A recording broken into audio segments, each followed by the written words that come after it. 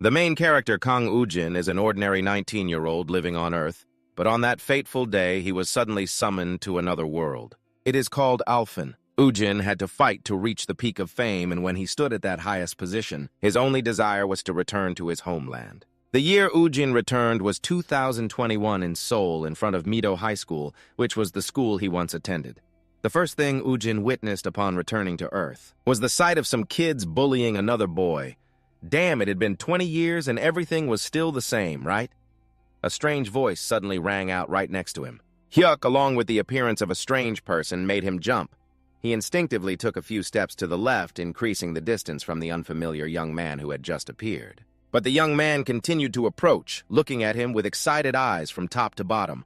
Humph! The uniform hasn't changed at all. Who is this beggar? Sue was indeed frightened by this young man's appearance. A beggar. A kid like you with a runny nose dares to speak so boldly to your senior. The other party replied irritably, and the person with the strange appearance, messy hair who appeared unexpectedly was our main character, Ujin. He heard him say that. The gang of thugs hesitated for a moment. Ujin originally wanted to teach these kids a lesson, advising them to resolve their conflicts more gently, instead of fighting loudly here. But of course Soo Hyuk would not listen to him. Even if he claimed to be a senior, he still maintained his initial arrogant and rude attitude. Whether you are a senior or a junior, no one here cares, okay? Don't meddle in our business, just get lost. Just a crazy kid who sticks his nose into our affairs, or do you want to experience what it's like to be beaten up by a junior? Ujin was silent for a few seconds in shock.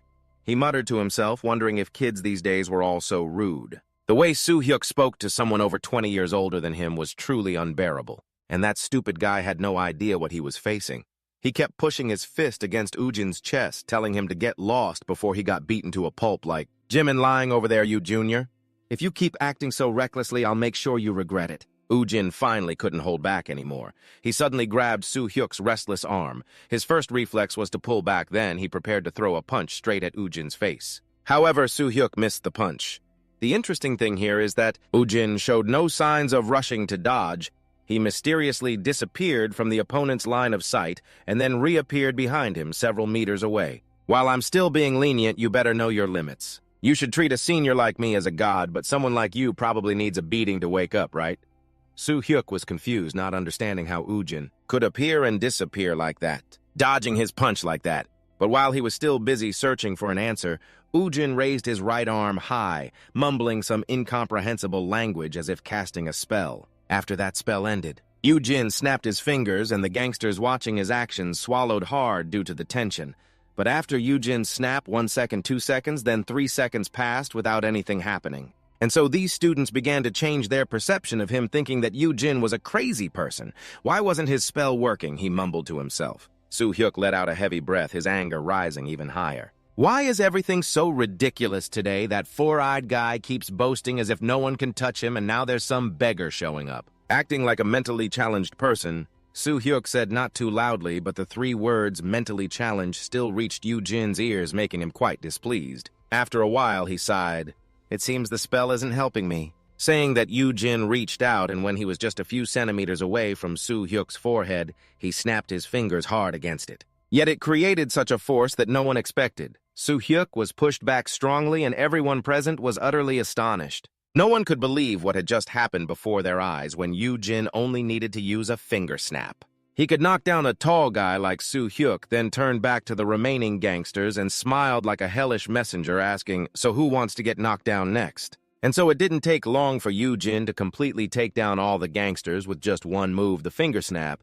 Jimin could finally breathe again. And he couldn't help but look at Ujin with admiration, because in his whole life, Jimin had never met someone so formidable. Even though Soo Hyuk's group was just a third-rate gang, they were still quite good at fighting. At that moment, Ujin was still immersed in the satisfaction of having taught those brats a lesson and didn't pay attention to Jimin's gaze until he stood up.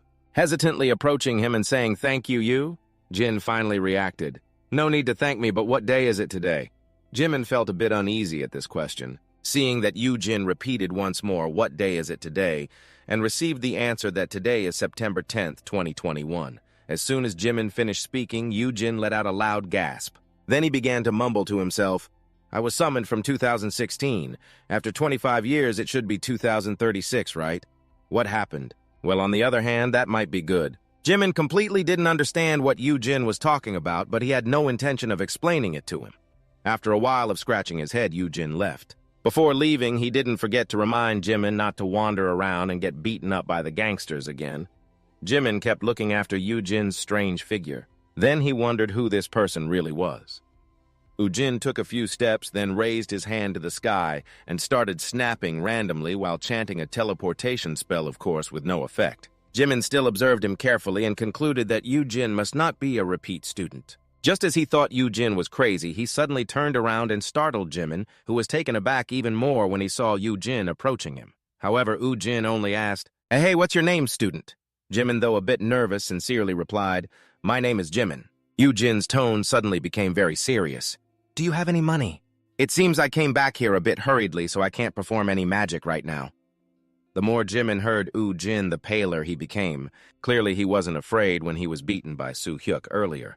But now Jimin was truly scared because he didn't understand why he was involved with this crazy escapee. Yu-Jin completely ignored the distressed expression on Jimin's face and kept explaining that he was actually summoned to another planet. But suddenly he was transported back to Earth for some personal reasons that were inconvenient to mention, and it seemed that during the teleportation the energy management system encountered some issues. Otherwise, if it worked smoothly, you would have already teleported right in front of your house. The more Jimin listened to him, the more his head hurt, partly from information overload, but of course there was no information he considered true, because he wanted Yu-Jin to stop rambling about these absurdities. In the end, Jimin had to dig into his pocket and give him 2,000 won, and it actually proved that this bookworm had a very kind heart towards the crazy person.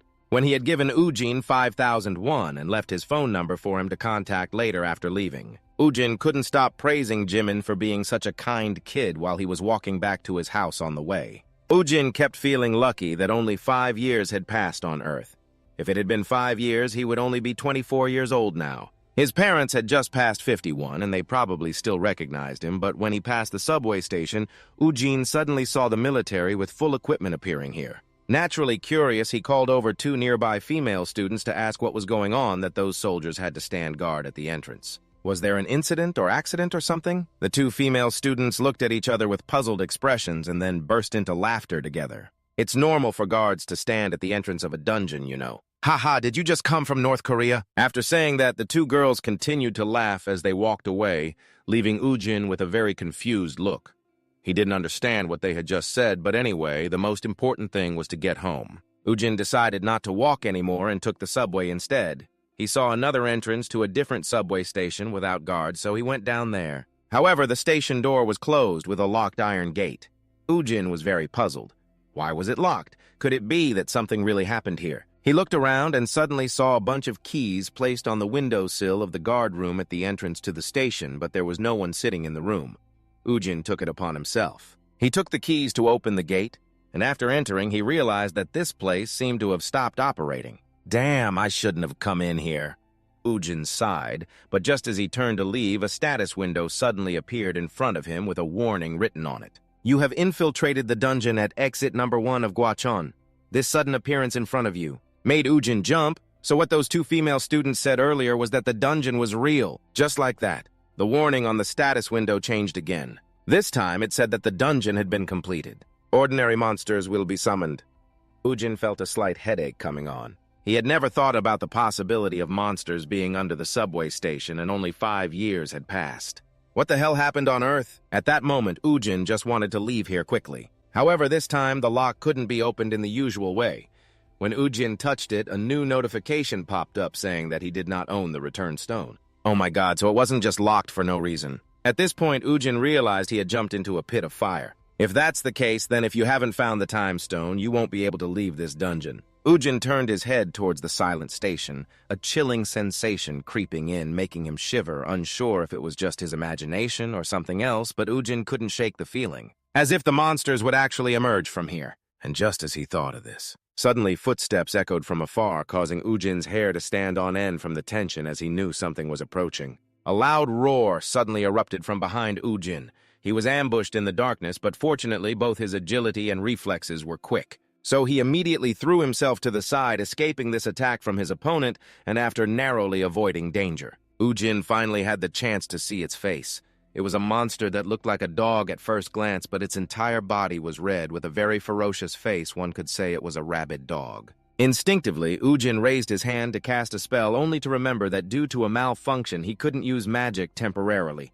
Meanwhile, that rabid dog leaped towards him again, and looking at its sharp teeth dripping with saliva, he couldn't help but wonder what would happen if it bit him. And since he couldn't attack, Ujin could only continue to dodge. This time, the distance between them continued to close, and at that close range. Ujin realized that this dog was a rabbit breed that only existed in Anfen, yet it appeared here. He didn't know the reason, but he didn't have time to figure it out as he couldn't keep dodging like this forever. Ujin had to fight back, and just then, he saw a metal rod on the ground, and in a flash he grabbed it. With a weapon in hand, Ujin felt much more confident, thinking he should deal with the immediate threat first. So when that rabbit charged at him again, Ujin used the sharp rod to pierce its throat, determining the outcome with this single action. A familiar victorious smile appeared on Ujin's face, just like when he defeated the group of Su Hyuk with a flick of his forehead. Even without being able to cast magic, a few rabbits like you are no match for me. Just thinking like that, he thought it was all over. Who would have thought that afterwards? Ujin heard more footsteps. A pack of about 4 or 5 rabbits appeared, and looking at them, it was clear they were preparing to swarm him. However, Eugene still showed no signs of tension. With the metal rod in hand, he handled the rabbits in an instant, and Eugene silently hoped that in this dungeon, there were only small monsters like them, because if stronger monsters appeared, his life would be relatively threatened. Just after defeating the pack of rabbits, Ujin received a new notification that he had leveled up. Then he could check his stats. Kang Ujin was currently at level 1. He had no ranking on the professional necromancer leaderboard. His basic stats included 15 points in strength, 13 points in endurance, 17 points in vitality, and 15 points in intellect mana. Stamina, recovery, healing, and control all had 0 points, with the remaining points being 99. He possessed 2 skills, summoning box combination level 1 and using achievement inventory level 1. At this moment, Ujin understood why, after being summoned back to Earth, he couldn't use magic. It turned out that his power hadn't suddenly vanished, but he had returned to level 1, becoming a novice mage. Although this was a bit hard to accept, Ujin was someone who always moved forward in life, so he didn't take too long to adapt to the current situation. When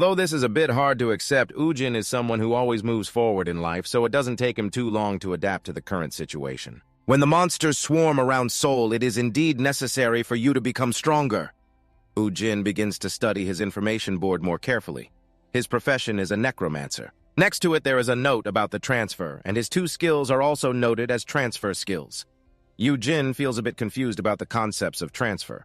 A combination box for achievements or something. He completely does not understand anything, so Ujin starts pressing the button for his skills. The first is to summon the combination box, and another interface immediately opens up. It turns out the effect of this skill is to combine various materials to create a new object, or to place an object in to extract a component. Ujin then presses the skill to use the achievement box, which has 3 subcategories: skill books, equipment, and consumable items, each with a price listed below. This has never appeared in Anfen, so Ujin feels very fresh. It seems he will use the points he possesses to buy these things. It's just like shopping online. After thorough research, Ujin believes that what he needs now are a few skills, the main goal being to find the return stone to get out of here. So he needs a search skill, and during the search, if he encounters some monsters, he will probably need to track and summon skeletons, which should be enough. The problem here is that he needs 10 points for each skill, and Eugene is just a newbie. No matter how he turns it, he will still lack achievement points. If that's the case, he must start by adjusting the parameters first. Because he possesses 99 unused free attribute points, Eugene has distributed them across all his attributes after some consideration. All attributes have been enhanced, and the free attribute points have returned to 0. Ujin is eager to test his strength after upgrading his stats. He tightly grips the iron bar in his hand and tries to swing it a few times. This feeling is indeed completely different from before. Not bad at all. Although he hasn't bought the skill book yet, this should be enough for him to deal with the monsters in the dungeon. With a clear goal set, Ujin begins the process of conquering the first dungeon after being summoned. Returning to his Earth, he currently has 5 achievement points. If he wants to find the return stone, he needs the search skill, which costs 10 points to earn enough points. Ujin must at least defeat 5 more rabbits, and so instead of waiting for them to find him, Ujin starts hunting. His target has appeared quickly. With the desire to quickly escape this damned dungeon, he strikes without mercy. After a tiring fight, Eugene finally levels up to level 3. The most annoying thing about these rabbits is that they keep rushing at him in countless numbers. Eugene also doesn't remember exactly how many he has taken down so far. He only knows he has enough money to activate the search and tracking skills, and Eugene immediately uses it to search for the return stone, but it seems luck has not smiled upon him. Because there are no stones around here at all, this forces Eugene to go deeper, but when standing at the top of the stairs, he soon sees that there are many drabbits down there. Although they are not too strong, the sheer number makes Eugene a bit worried. He is unsure if it is really okay for him to take on all these drabbits alone. After careful consideration, Eugene decides not to take such a risk. Fighting alone like this does not suit him at all. So Eugene decides to buy another skill. As mentioned before, the skill he has aimed for is summoning skeletons. Its effect is to use the corpses of monsters. To summon a skeleton with 5 points of strength, 8 points of endurance, and 5 points of vitality, the mana and control cost to summon a skeleton is 1 point each. After learning the new skill, Eugene uses the free attribute points to add 10 points each to mana and control. Next comes the moment that every necromancer looks forward to the most. After learning a new skill, Eugene used his free attribute points to add to his mana attribute and control each subsequent 10 points, which is the moment every necromancer has been waiting for the most. Summoning his minions back from hell, a group of skeletons appeared at his command. Although they were just low-level skeletons, they seemed sufficient for this hunting trip. And so it was after that. The skeleton army summoned by Eugene charged towards the rabbits. In fact, he understood that with their current stats, they were no match for these monsters. But what Eugene needed was for the skeletons to use their bodies to block the dangerous speed of the rabbits in the meantime. He just needed to strike when they were vulnerable, and that would be it. And the bodies of the rabbits were used as offerings to summon even more skeletons, continuing in this manner. This battle was completely under Eugene's control, and his victory was just a matter of time. Eugene fought more fiercely, the blade in his hand soon stained with the blood of the rabbits.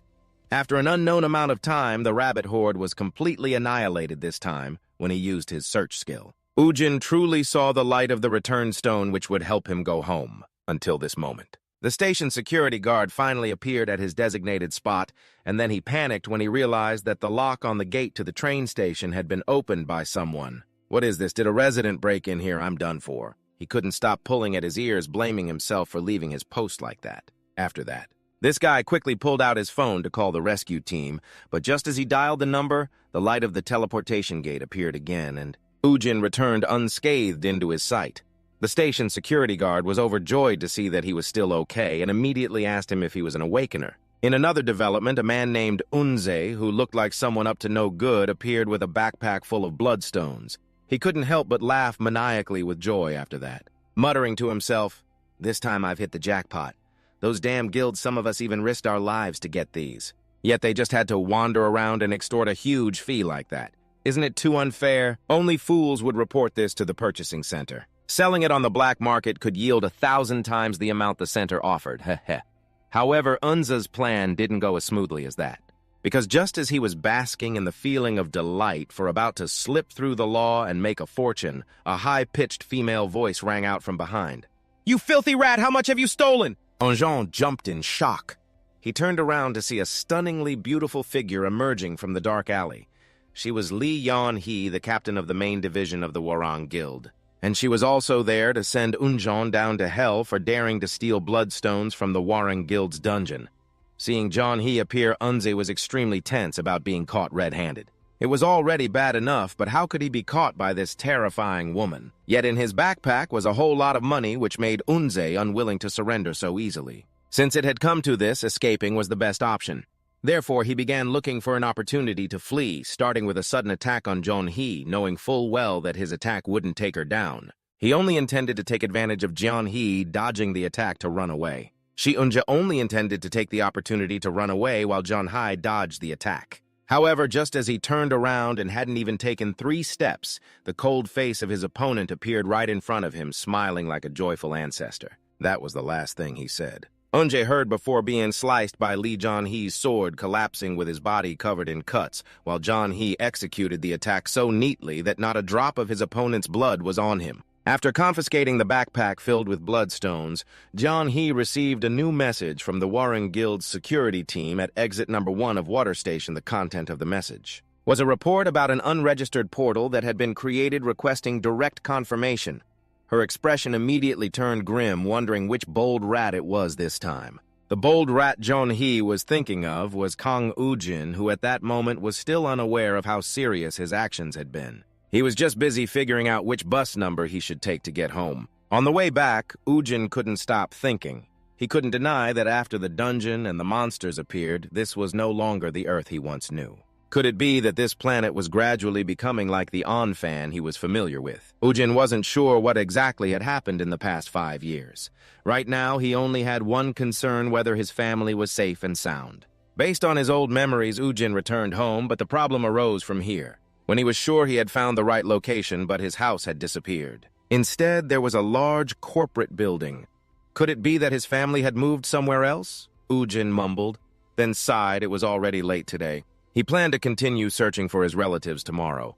After all, he hadn't eaten anything all day, and his stomach had been protesting for a while now. The quickest solution was to eat at a convenience store, even if it was just rice balls and instant noodles. But it was enough to make Woo-jin feel satisfied. The eating issue was settled now. It was time to think about sleeping. He really didn't want to go to the bathroom at all. But he didn't have enough money to stay at the internet cafe. Was he really going to have to sleep on the ground at the station, Woo-jin thought, but he had to quickly. Push that thought away, because that area was currently filled with monsters. At the same time, while Woo-jin was sighing heavily outside the convenience store, another person was also having a headache, and that was Jimin, due to giving Woo-jin 5,000 won that morning. So this young man didn't even have enough money to buy dinner, had to stop by here to grab a cup of noodles, and as a result, the two of them met again. Woo-jin felt like he had found a lifeline, while Jimin clearly wasn't happy at all. "Oh, I was just about to call you, and indeed, our spirits are connected. I knew it right away. It seems I won't have to suffer on the street today." Woo-jin grabbed Jimin's collar and cheerfully said, "What do you want from me?" Woo-jin didn't answer. Instead, he asked if Jimin's parents were home. This made the young man even more alert. He wanted to know why he was asking that. "Well, some things have happened, so I need to talk to them. My parents have passed away." Jimin's response made Woo-jin briefly fall into a chaotic emotion. He felt a sense of regret for this young man. At the same time, he also felt lucky because it seemed he had found a place to cling to. "Does that mean you live alone?" Jimin nodded, seemingly just waiting for that nod. Woo-jin immediately clung to him, asking Jimin to take him home, of course, with the promise that he would pay for the rent. But he wasn't sure where the money to pay would come from. Temporarily, Woo-jin placed 300 won in Jimin's hand, which was left over after he raided the convenience store, and it wasn't hard for Jimin to realize. This was part of the money Woo-jin had taken for himself this morning. Seeing the other person seemed hesitant. Woo-jin had to resort to force to threaten him, and in the end, he successfully crashed at Jimin's place. The next morning, he returned to Mido High School and met his old homeroom teacher, Min-jun. As soon as he saw Woo-jin, he recognized him immediately, but was also very surprised to see that he was still alive. 5 years ago, after going missing, everyone thought Woo-jin had perished. "Ha ha, yes, I did take a trip to the underworld and returned to the living," he replied half-jokingly. "But sir, I'm facing some troubles that I can't discuss. Could you please let me take a look at my student record?" At the same time, in Jimin's class, the bullies led by Soo-hyuk were looking at him with eyes full of resentment. Clearly, they had been taught a lesson by Woo-jin yesterday, but they still hadn't learned their lesson. They decided to unleash their frustration on Jimin today, and so when a female classmate was happily talking to him, Soo-hyuk rudely pushed her away. Then he wrapped his arm around Jimin's shoulder and pulled him closer. "Hey, you little dog, you really got lucky yesterday when that idiot fell from the sky to save you. But Jimin, we should continue the unfinished business from yesterday, right? I don't understand what you're talking about." "Don't mess with me in class," Jimin coldly replied. This indifferent attitude from him through Soo-hyuk's lens turned into arrogance, making him extremely angry, and even though they were in a school environment, Soo-hyuk still didn't hesitate to roughly grab Jimin's hair and began cursing with a series of extremely vulgar words. "You still don't know your place, huh, you bastard?" If nothing changed, this guy would get punched, but just then, a familiar voice rang out, causing the group of Soo-hyuk to immediately stand on end. "Stop it, wow, I arrived just in time." As soon as he saw Woo-jin, Soo-hyuk began to tremble, because how could he forget that guy who spoke nonsense but had flicked his forehead yesterday? "All of you follow me outside." A terrifying smile appeared on Woo-jin's face, knowing that they had no choice but to go. The group of Soo-hyuk followed him up to the rooftop, and of course Jimin went too. Along with a few curious students who also followed them, they didn't know who Woo-jin was. They only knew he was a senior who had studied at their school, and they felt he was crazy for daring to declare war on Soo-hyuk's group. Today, Ujin even gave those little brats a chance to attack first, but they still couldn't hit him. Looking at those clumsy swings, Ujin could only sigh. Indeed, whether in Anfen or on Earth, people like this were still everywhere. What he meant was the type that only had a bit of muscle power and boasted arrogantly. All over the place, Soo-hyuk was flaunting his strength, thinking he was the best, which reminded Ujin of an unpleasant guy named Cassis from the Anfen Association, a brutal murderer. He was someone who had sold his soul to the devil. He craved territory, so he incited the association to assist him. Ujin thought of Cassis, but his hands and feet were still agile, dodging the blows. The important thing was that he dodged very leisurely, while Soo-hyuk had to swing his arms and legs vigorously but still couldn't hit him, which made him extremely angry. In the end, he decided not to play solo anymore and called all his subordinates to rush in together to gang up on Ujin. It was nothing unusual to see him react that way, and the only way to deal with this kind of person is to make them pay 10 times over with a strength that completely overwhelms them, just like Ujin did with Cassis at Anfan. This time, when the entire group of thugs charged in, Ujin finally chose not to dodge anymore but to counterattack. He faced the whole process without any difficulty. Ujin's pure physical impact was enough to make these thugs hit the ground after just one blow. Watching each of his subordinates being taken down by Ujin, Soo-hyuk began to tremble.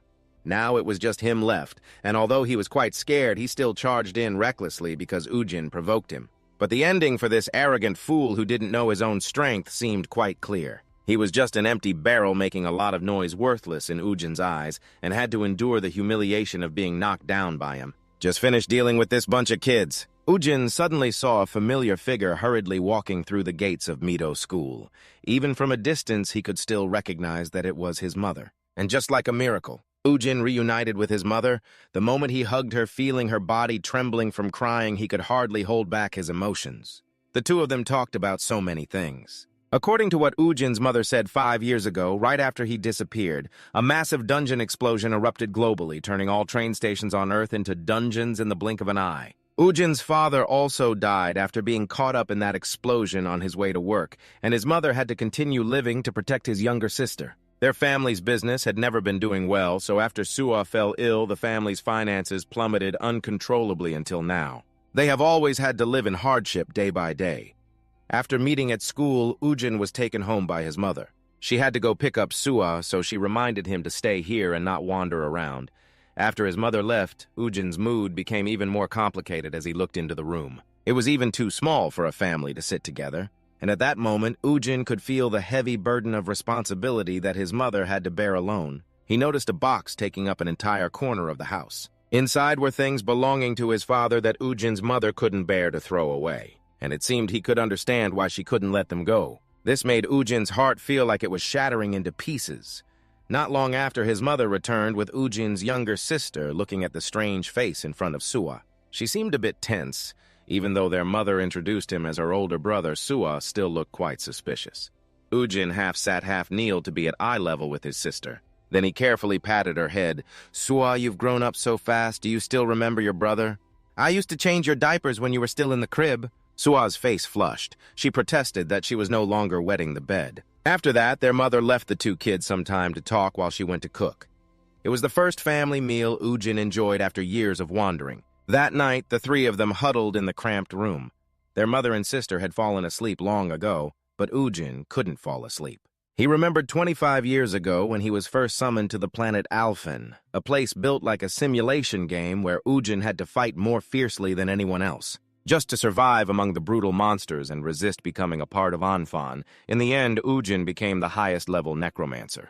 And before he could see the results of the long journey he had gone through, he immediately returned to his home planet without any hesitation after meeting that administrator. Because Ujin wanted to reunite with his family, he just wanted to find that simple happiness once again, but as everyone saw after returning to Earth, this planet had completely changed. It was this change that caused Ujin's father to lose his life and his family to go bankrupt, which compelled Ujin to take his father's place as the pillar of his family. And to achieve that, he had to earn money.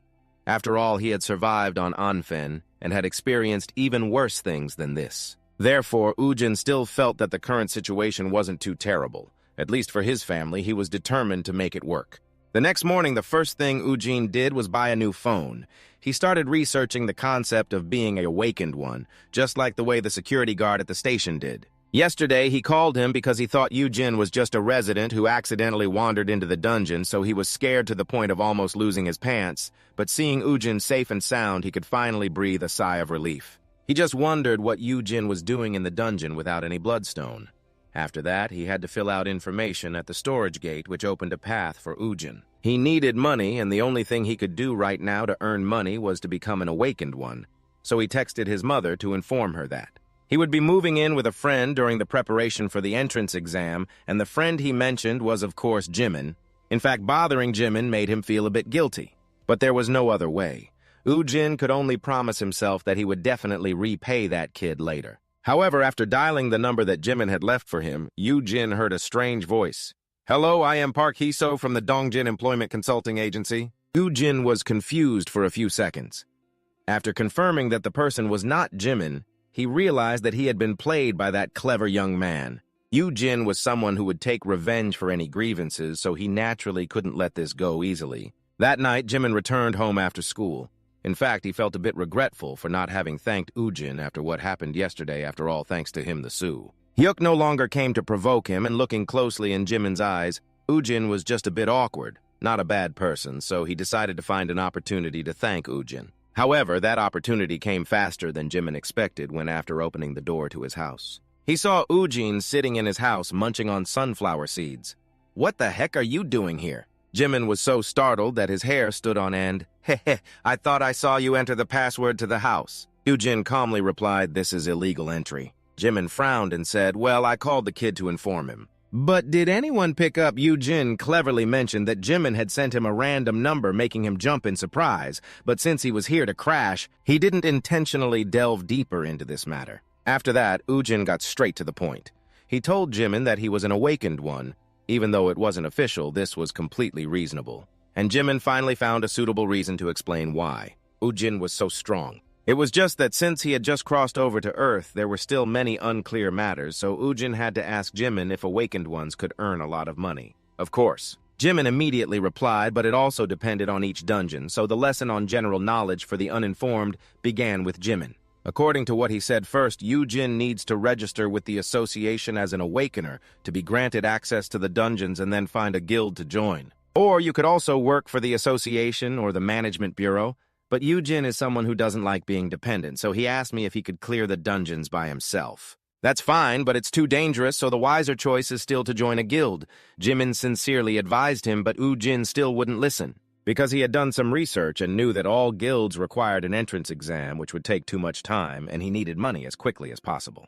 The sooner the better. At least you should join some group. Dungeons are not something easy to handle. Jimin nagged, then urged Ujin to download an app on his phone.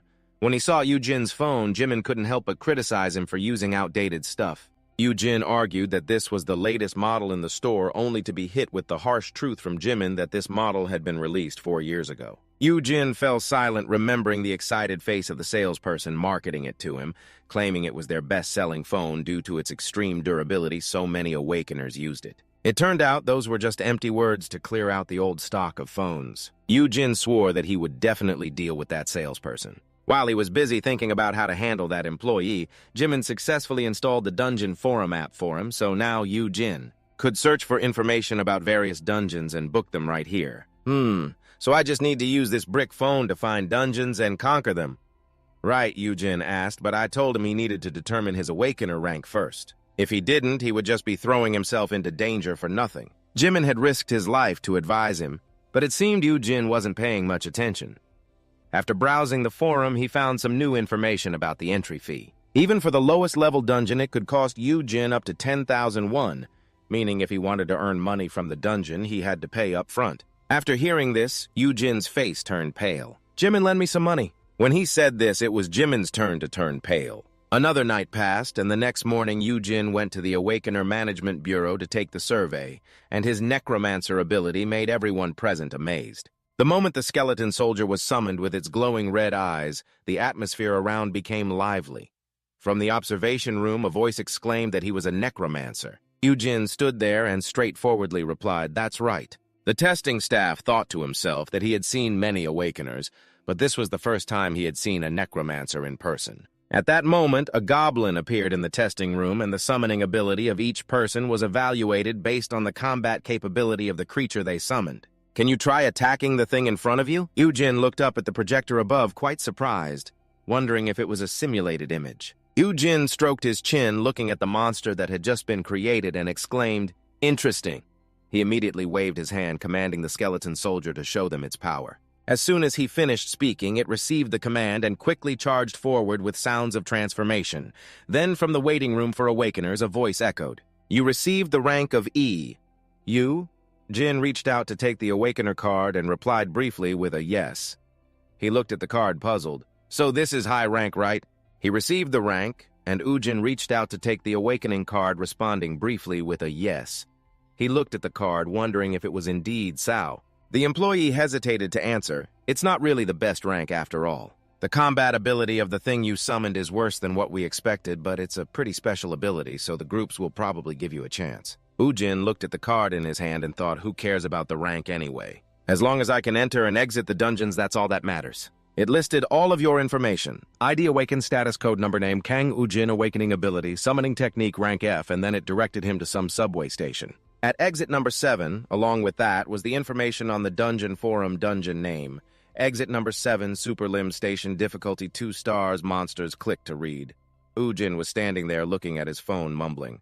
"This dungeon seems suitable for me." At the same time, a person approached, hands on hips, and continued, "Are you here alone? Do you want to join our group?" Ujin was startled and looked back at Beidosu, a veteran miner of rank E, introducing his team. "We only have 7 members, and there's still 1 spot left." You directly refused in the face of his confusion. "Oh, never mind. I'm happy playing solo, my friend." Dosu was a bit puzzled. "Wait, are you really going to throw away the entry fee like that?" Moreover, the amount of bloodstone is limited for each person within a certain time. While Ujin was blankly staring with a big question mark, Dosu's voice continued. "It seems like you're a newbie." He stepped closer and asked, "What rank are you?" Ujin replied without hiding rank, F.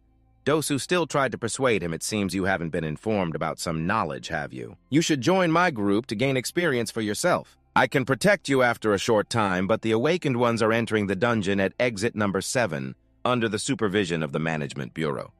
Ujin looked at them and thought to himself, "So the entry fee is divided equally among the participants. If only I go in, the amount I have to pay is 800,000 won for 1 hour, quite steep indeed." He recalled Dosu's explanation at that time. A single run can only have a maximum of 8 participants. If you want to play solo, you'll have to pay the entry fee for 8 people. And to maximize the amount of bloodstone, it's best to go with a group.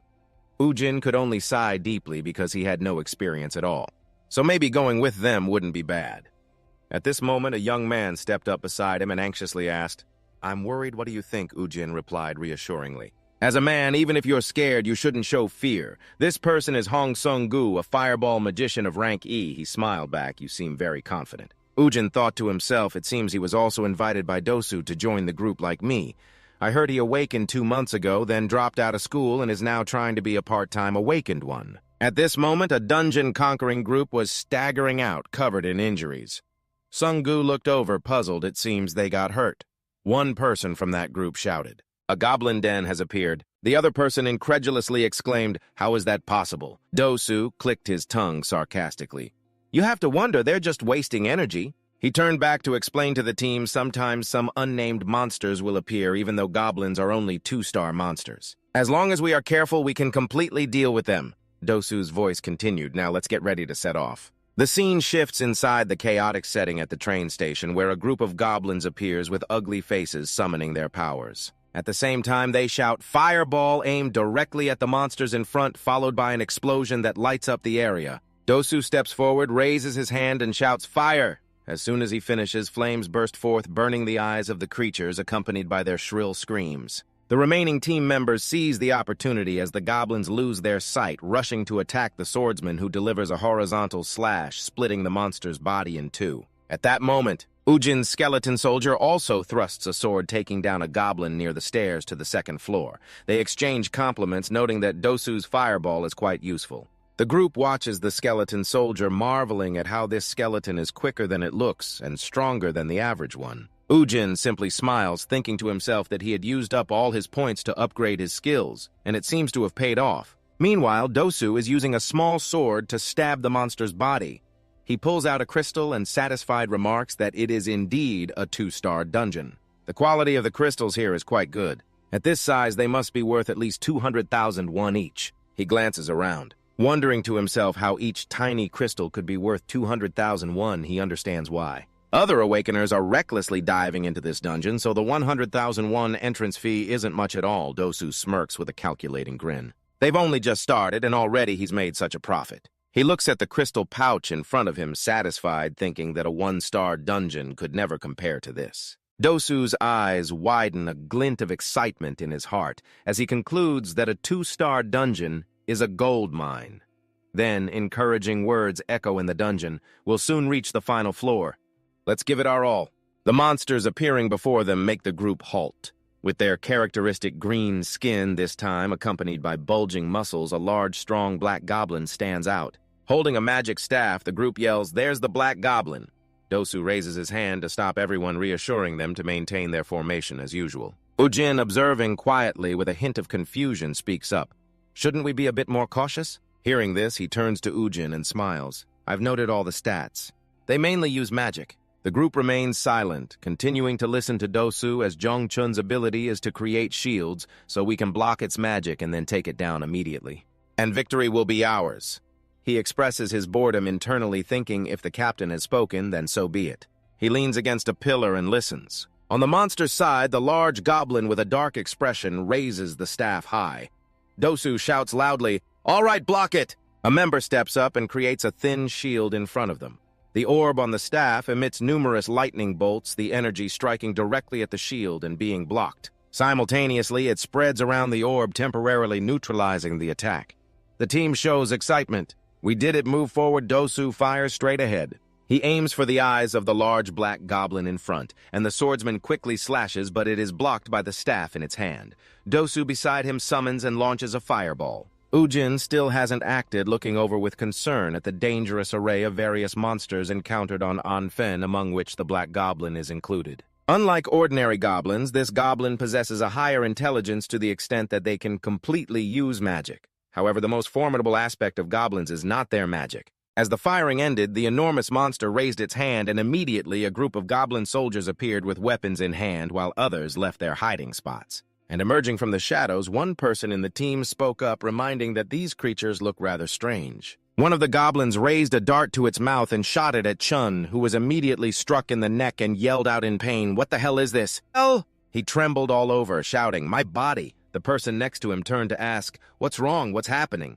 Before he could get an answer, something was thrown straight at his head. Dongchun, after attacking the goblin, quickly ran to find a hiding spot, while the archer Duong scolded the bastard Ujin for being too cautious, muttering to himself as he had thought. The most formidable aspect of the Black Goblin is not its robust physique nor its magic, but rather its commanding ability stemming from its superior intelligence. Compared to other goblin species, this organized goblin army stepped forward, and he realized that his team had made a mistake in assessing the commander of an entire goblin legion, just at 1 star. At this moment, Dosu suddenly realized something unusual and loudly warned everyone, "Run quickly, get out of here!" The group quickly turned and ran for their lives, the overwhelming number of monsters making no one dare to look back while Sung-gu stood there with a fireball in hand. While the team was leaving, he chose to attack to cover the retreat cleverly, using the items in the dungeon to shield them, wearing a smug smile as Dosu shouted, "It's no use retreat?" Sung-gu anxiously asked, "What about Chun?" Looking at his teammate lying there, Dosu shouted, "He's dead." "Are you using your eyes to display that?" He continued to run with the others and ordered a retreat. The Black Goblin leader's eyes gleamed, and it wore a sinister smile, its magic staff continuing to emit lightning bolts. It quickly shot a bolt of electricity straight at the fleeing group, hitting Sung-gu, whose body froze, and he screamed out.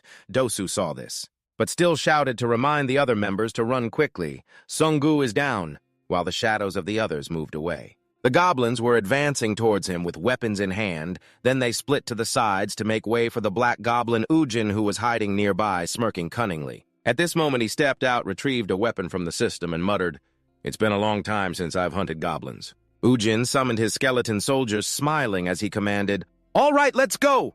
His leading subordinate shouted loudly while pointing a finger at him. Ujin focused, thinking that he must confront the goblins. The Black Goblin commander is indeed not easy to deal with at all. Just as this thought ended, he immediately charged forward, shouting orders to rush in. The goblins were not to be underestimated and charged towards him for a confrontation. Ujin kicked off the ground to gain momentum, thinking briefly that while the skeletons were dealing with the goblins, he leaped up and appeared above the black goblin to its astonishment. Immediately, it raised its magic staff and lightning appeared again.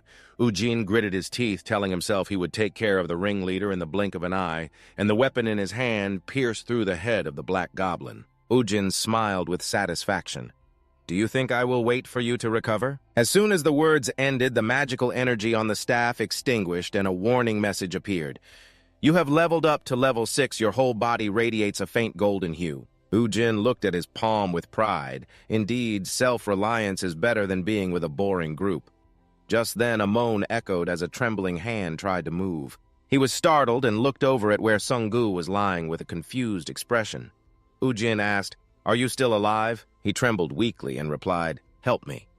Ujin maintained his skeptical attitude and gaze, sitting down beside him, straightforwardly asking, "If I help you, what do I get, Sung-gu?" Lying down, he replied, "I won't tell anyone." He weakly continued that he was now a D-rank awakened being. Upon hearing this, Ujin grimaced and replied, "I don't care." Sung-gu immediately asked, "So what should I do?"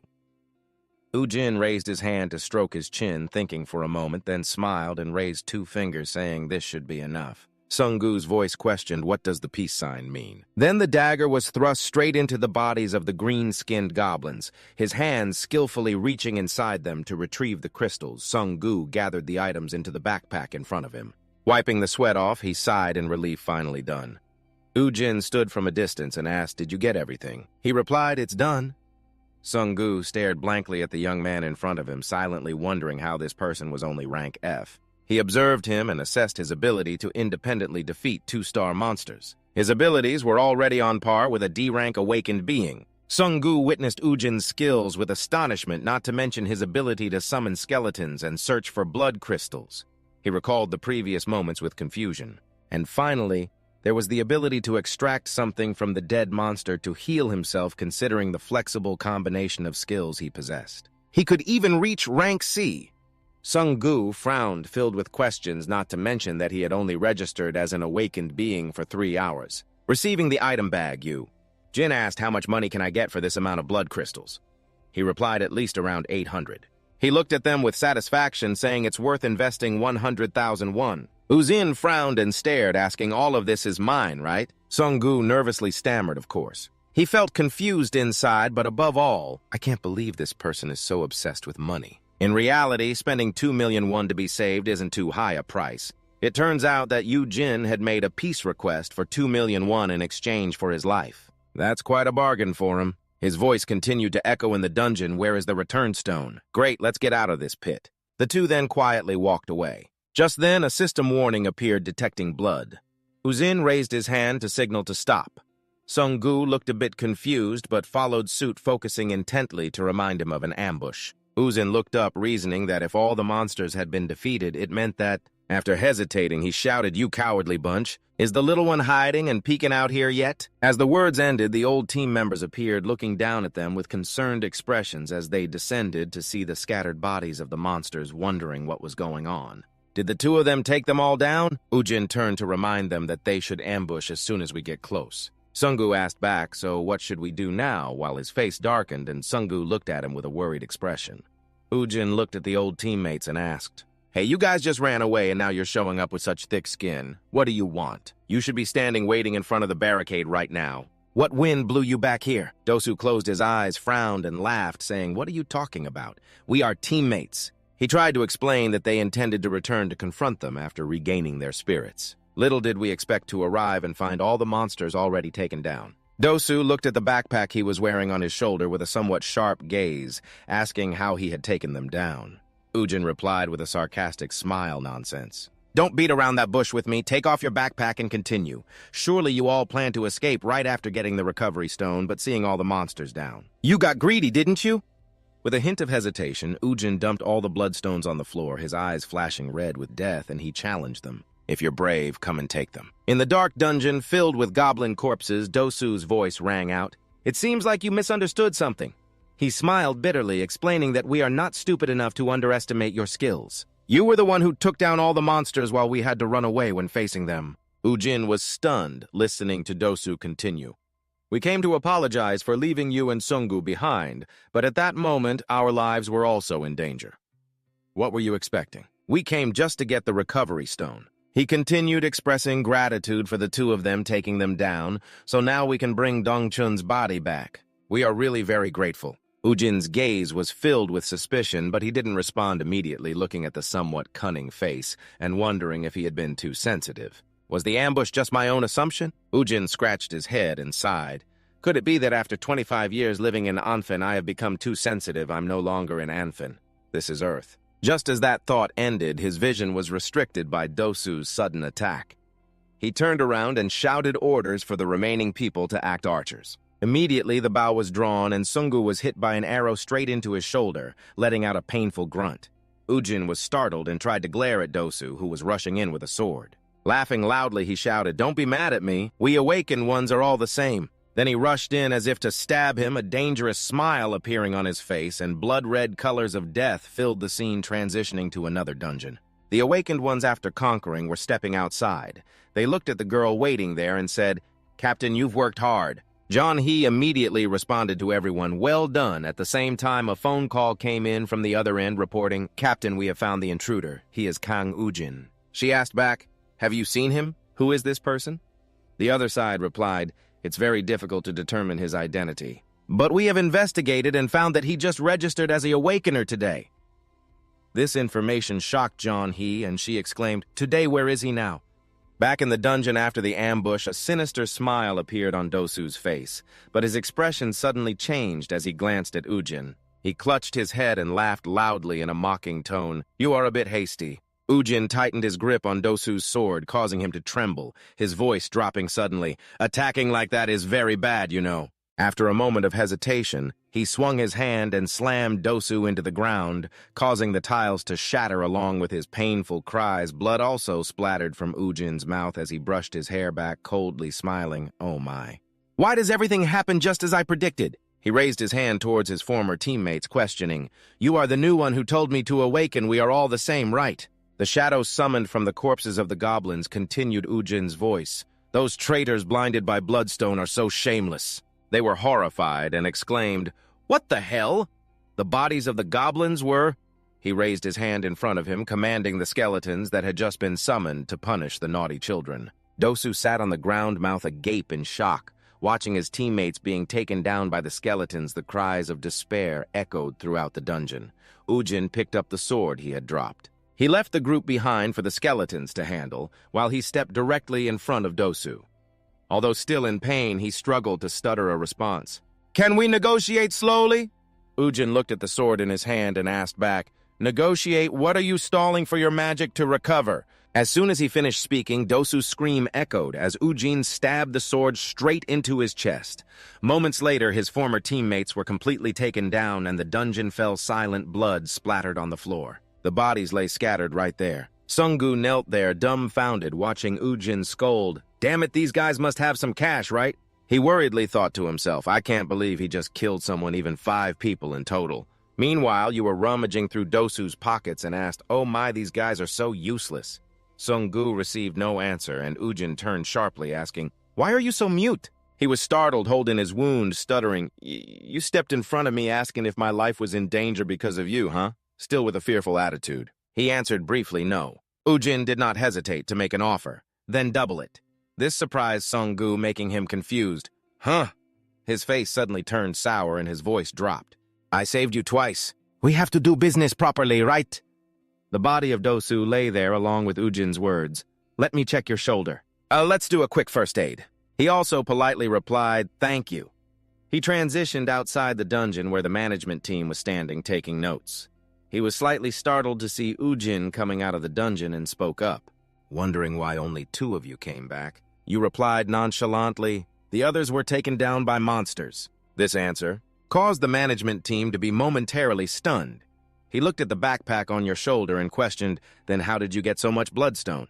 Ujin glanced back and replied, "Even if I'm about to go down the hole, I must take the money with me. Isn't that right? The staff from the management department handed you the declaration form and requested that you please fill it out here before leaving." There's a possibility that you will receive contact from the management department to investigate this accident. Transitioning to the item purchasing center, Ujin stepped out after finishing the sale. You wore a smug smile, secretly thinking you couldn't believe that just one time in prison earned you a whopping 13 million won. Sung-gu quietly followed behind. Meanwhile, Ujin was silently calculating that if he added 4 million won from saving Sung-gu, the total would be 17 million. He continued walking while chuckling to himself. Next time I will still go to prison alone. Behind him, Sung-gu wore a worried expression about that 4 million won. Even if I break all the piggy banks, I still won't have enough to pay. Should I borrow? Should I ask him to reduce it a bit? Ujin's voice startled him.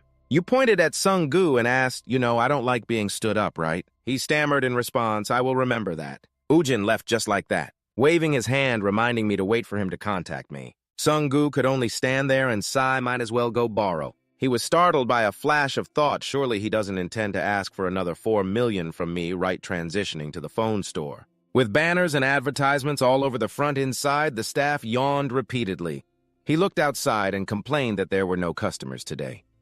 Just then, a loud bang startled the staff as he saw Ujin kick the door open. He shouted, "What the hell are you doing?" With one unnecessary move, you stepped forward and grabbed the collar of the sales staff, then Ujin lifted him up. This guy's face twisted in his mind, wondering how he was so strong. Before he could understand the situation, you directly slapped the sales staff. He frowned and raised his voice. "What do you think you're doing?" Before he could say anything more, Ujin continued to unleash a series of slaps, each slap making the sales staff's face twist.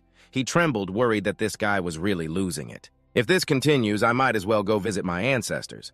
This is what I've seen on TV. It must be intentional violence, right? The sales staff's face was purple and swollen. A weak voice rang out. "I'm sorry, please spare me." Ujin paused, his long hair hiding the anger in his eyes as he looked at him. "You threw the sales staff to the ground." He cried out in pain. Ujin lowered his voice, calling the staff to quickly kneel and respond. "Yes, sir." You looked at him seriously and continued, "I absolutely hate those scam artists. And those who like to mess around too." The staff, confused, asked back, "What scam?" Inside, he was flustered. "I don't even know who you are. What scam are you talking about?" Ujin held out the phone in front of him, questioning, "Yesterday you sold me this phone." Remember, the sales staff recognized it, thinking it was the one he sold to that idiot yesterday, that dumb guy. He recalled the day before when he handed over the cheap phone to Ujin and smiled widely. "I will reduce the price for you to only 900,000 won." At that time, not understanding the issue, you still smiled contentedly. Technology today is much more advanced than 5 years ago. He looked at the person in front of him and wondered, "Is that the idiot?" Meanwhile, Ujin frowned angrily and asked, "Did the cat steal your tongue?" Then the sky was blue, the clouds were white, and music played. Ujin looked at the contact list and exclaimed how beautiful it was. Even the color of the latest model phone could change like this. He muttered to himself as he walked, "If that phone seller was still an An fan, I would have crippled him by now. He should know how lucky he is." Just then, a stranger approached from behind. They called out, "Hey, Kang Ujin!" He turned around confused to see a group of people in black surrounding him, and a woman's voice rang out. "Your profession is a necromancer of the E rank. Looking at how you completed the round Gie water alone, your true ability must fall into the E rank category. So you could easily infiltrate an E rank group and wipe out your teammates." John He stood there questioning, just a novice, and dared to be so bold. Ujin, unfazed, asked back, "Who the hell are you?" She laughed, hiding her sharp gaze behind her hair. Then the red lips of John He moved as she confidently introduced herself. "I am Lee John He, Captain Chu, the leader of the Warang Guild." Ujin still didn't know what was happening, feeling a bit anxious. Using the tracking skill, he could sense that. He looked at the aura John He emitted, thick and strong, silently affirming that she was extremely powerful. Ujin asked them, "So what brings you all to me?" John He replied, "Oh, there's a filthy rat that dared to offend our guild's dungeon." His face darkened as he laughed. "Oh, a filthy rat, huh?" Ujin stood among the crowd and asked them, "You all came here just to catch a rat?" He smiled and continued, "Turns out the Warang Guild is just like that. No wonder your dungeon is as poor as it is." Before he could finish, a hand grabbed Ujin's face, then he was forcefully pushed down to the ground, rocks shattering and flying up. Min Seok frowned and warned, "Don't be reckless. Our guild is not something a guy like you can casually mention." Ujin, furious, shouted back at the bastard. Then he tightened his grip on the guy's hand, pulling it away from his face. Ujin sprang up, twisting the hand hard enough to make Min Seok cry out. Seeing his subordinate groaning, Jeon-hee pursed her lips, ready to make a move. In the blink of an eye, she rushed over and delivered a powerful kick right to Ujin's stomach, sending him flying and sliding across the ground, the blow causing him pain and grimacing. Not stopping there, Jeon-hee continued to where he lay, raising her foot high, preparing to stomp down again with another powerful strike aimed directly at Ujin's head. Everything shattered and his face distorted. He cried out in pain. Lo-jin frowned, thinking to himself that she was too fast, still keeping her foot on his face, preventing him from moving. Jeon-hee spoke, "Listen, Ujin." She coldly continued, "Let me give you some advice. Although you are different from the ordinary F rank, it's best not to showcase your pathetic skills anymore." In the silent space, Jeon-hee's warnings continued to spill out. "Especially on the territory of our Warang Guild."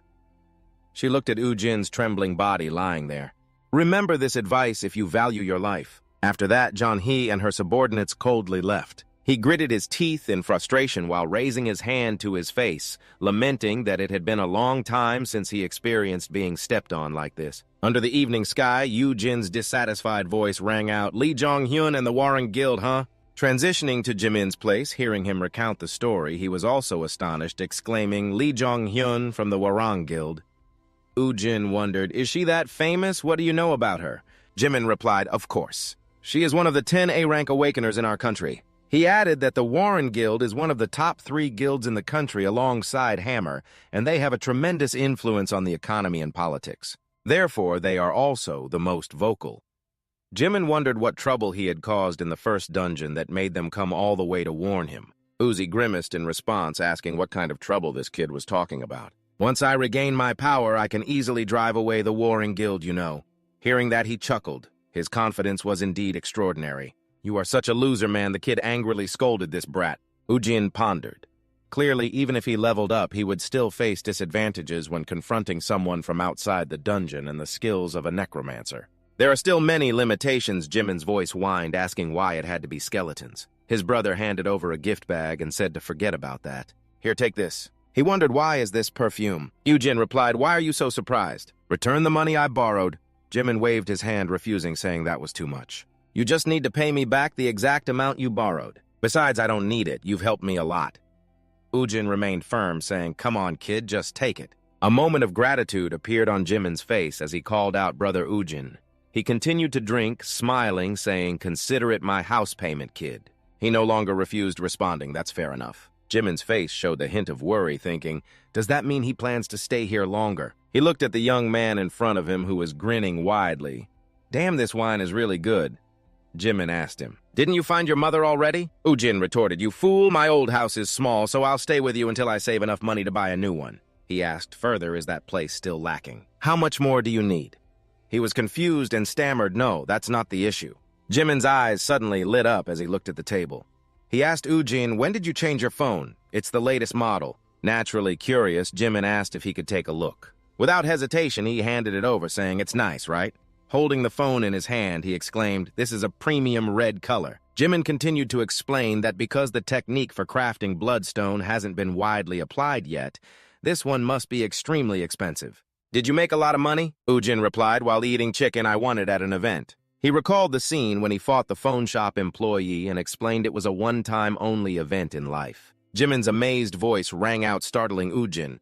"Wow, you're really professional." While he sat there wondering what was going on, Ujin was focused on the phone, counting how many zeros it had. Ujin demanded, "Let me see that." On the screen is a notification of bank balance fluctuations. 20 deposits of 40 million, won a balance of 51,230,000. One sender, Hong Sung-gu, he exclaimed in astonishment. "What 40 million? Ujin frowned and scolded this crazy guy. "I only told him to send me 4 million. The scene shifts to the Angel Cafe. Sung-gu walks in and sees Ujin sitting there, quickly bowing his head to greet him. "Are you doing well?" He took out his phone to ask again. "We just said goodbye a few hours ago. What do you mean by doing well?" His face darkened as he heard Ujin question him. "Do you think I'm a beggar?" "I told you 4 million was enough." Inside, Sung-gu was worried. "Big brother, please spare me." He recalled the scene of Ujin stripping Dosu and felt scared if he didn't pay him the full amount. Then my fate would be similar to those members. Sung-gu bit his lip, sweat pouring down. He hurriedly knelt down in the middle of the cafe, loudly pleading, "Big brother, please spare me." Yu Jin was confused and scolded him. "Are you short-circuiting?" Sung-gu continued to shout in fear, "I promise I will pay the rest to you later. Please give me a little more time." The people sitting there saw this scene and began to discuss, "What's going on? Is that guy a thug? Is it high-interest lending or something? It seems that guy has borrowed from a thug." He frowned and demanded, "If you don't want to die, then hurry up and sit here." Sung-gu jumped in surprise and complied, "Yes, sir." As soon as he sat down, he hurriedly explained, "I'm sorry, but I haven't found a way to earn enough 400 million won. I promise if you give me a little more time, I will pay you back." These words made Yu Jin a bit confused. He asked back, 400 million. Sung-gu, with a naive face, replied with a yes. He sighed inwardly, thinking, it seems he misunderstood. I told him to give me 4 million won, but he mistook it for 40 million, and now it's even up to 400 million. Yu Jin's eyes flickered, secretly lamenting. Kids these days are really generous. Looking at the honest demeanor of the young man in front of him, he decided, but if he likes it, I will indulge him. Yu Jin clasped his hands together, smiled wickedly, and asked, "So how long should I wait?" The scene shifts to the next morning. Yu Jin is walking alone in the park from a distance. Sung-gu stood by the car, waving and calling, "Big brother over here, get in the car." Yu Jin wondered, why's my subordinate so cheerful on the first day? He smiled and replied, "Subordinates have the right to be happy too." This pleased him, and he couldn't help but smile, recalling the previous night at the cafe. Sung-gu was sitting obediently listening to Yu Jin. "So earning 400 million won is almost impossible. Do you want to repay me by teaming up and giving me the money you earn?" Yu Jin asked. "That means you will have to stick with me 24/7. "Is that okay?" He responded without hesitation. "No problem. As long as you decide on a specific time frame, I can even manage for you." Sung-gu wondered, manage. As long as you can decide on a specific time frame, I can even manage for you, he wondered. Manage how? Sung-gu eagerly replied yes, from choosing to reserving these dungeons. And I can also handle selling bloodstone from A to Z. I can even drive. Basically like the support unit of an attack guild. Yu Jin's voice echoed, meaning it's a subordinate, right? This made him turn to stone, and you asked more, saying in general you're working hard to make up for the money. Because you don't have money, right? Sung-gu told himself he wasn't wrong, but why did he feel hurt? Then he rubbed his hands in delight and replied, "You are right, big brother." Yu Jin smiled in agreement. Okay then. You directly proposed that the cooperation time between us will be 1 year. Working without pay is too cruel, so I will consider your salary. Sung-gu grabbed Yu Jin's hand gratefully. "Big brother, thank you very much," he smiled back. "I am the one being helped." Back to the present, the car carrying the two was speeding along the highway. Yu Jin looked at Sung-gu, secretly satisfied. Although he returned the excess money, he was lucky to have a decent subordinate. Yu Jin continued to propose that as long as you do your job well and guide me diligently, 10% of the profits will be yours. This made him blush with gratitude.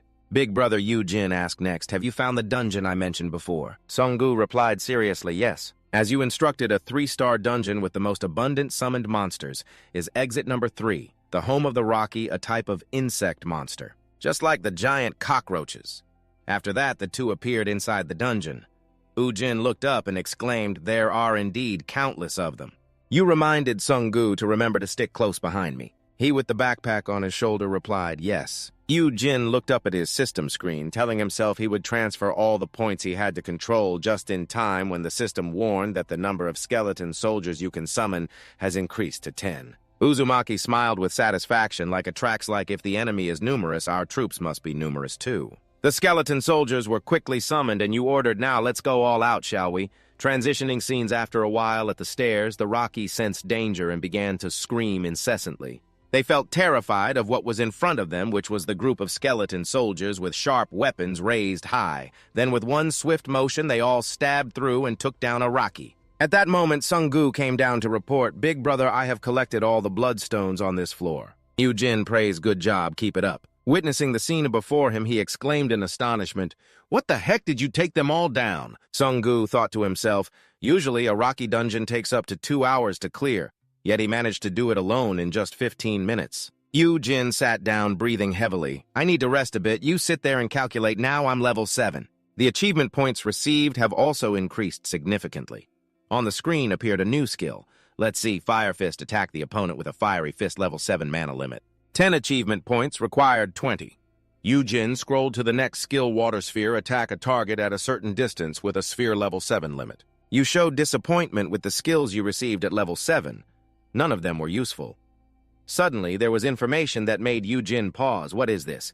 Now there's a skeleton witch. Wait until level 10, I can possess it then. But why not buy it early? Information on the skeleton witch, level 10, mana 20. Exchange the corpse of a monster to summon a skeleton witch with 5 strength, 5 endurance, 5 vitality. Mana's operational range is directly proportional to attack speed.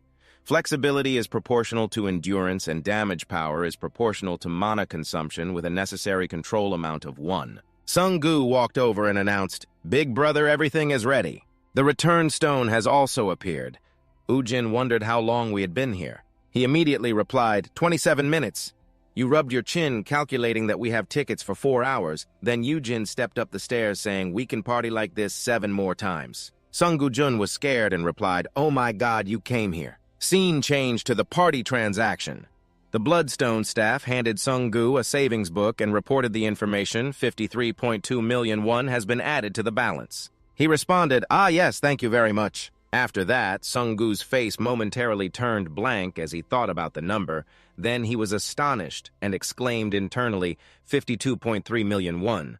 Sung-gu looked at the printed amount in the book and sighed. In just 30 minutes, he earned over 50 million won. At this rate, 400 million will be in hand in the blink of an eye. His hands trembled in surprise, calculating his percentage he would receive 40 million. Previously, I struggled through all the dungeons as a 1-star. In 2 months, I barely earned 30 million won, but now I can earn 40 million in just 1 day.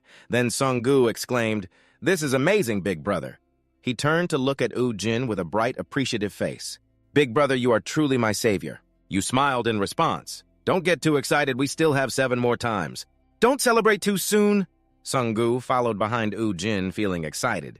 This was truly a heavenly opportunity. Being the assistant to the big brother is indeed a great idea. Scene changed to the Hammer Guild headquarters. Inside the office, there was only one person left. He was humming along to the music, enjoying himself. This person was standing by the coffee machine when the phone rang. He answered, saying, "Team leader of support team 4, Dungbin Tran, listening." The person on the other end replied, "Yes, team leader, it's me, Hemin." He asked back, "What's going on over there?" Hemin, standing by that glass door, replied, "I received an urgent report about a case this morning. 2 awakeners bought a 4-hour ticket to the dungeon, but these 2 guys are a bit strange." On the other end, Min-chan seemed indifferent. "Every day people die in the dungeon. What's so strange about that?" Min explained. Both of them returned intact, but the strange part is their entry and exit times. He continued reporting, "The first time they only took 30 minutes, and then it was just 11 minutes. Oh my God, they just exited the dungeon again in exactly 9 minutes and 47 seconds. Hemin's voice rang out on the phone. "I won! Hurry up and bring the money here." Min-chan wondered, "What are you guys doing?" He replied, "We're betting on whether they can finish in 10 minutes. "By the way, team leader, why don't you try to find more information about those 2? Hemin added.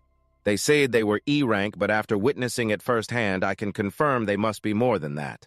This information astonished Min-chan. E-rank. He immediately turned on his computer and said, "Hold on.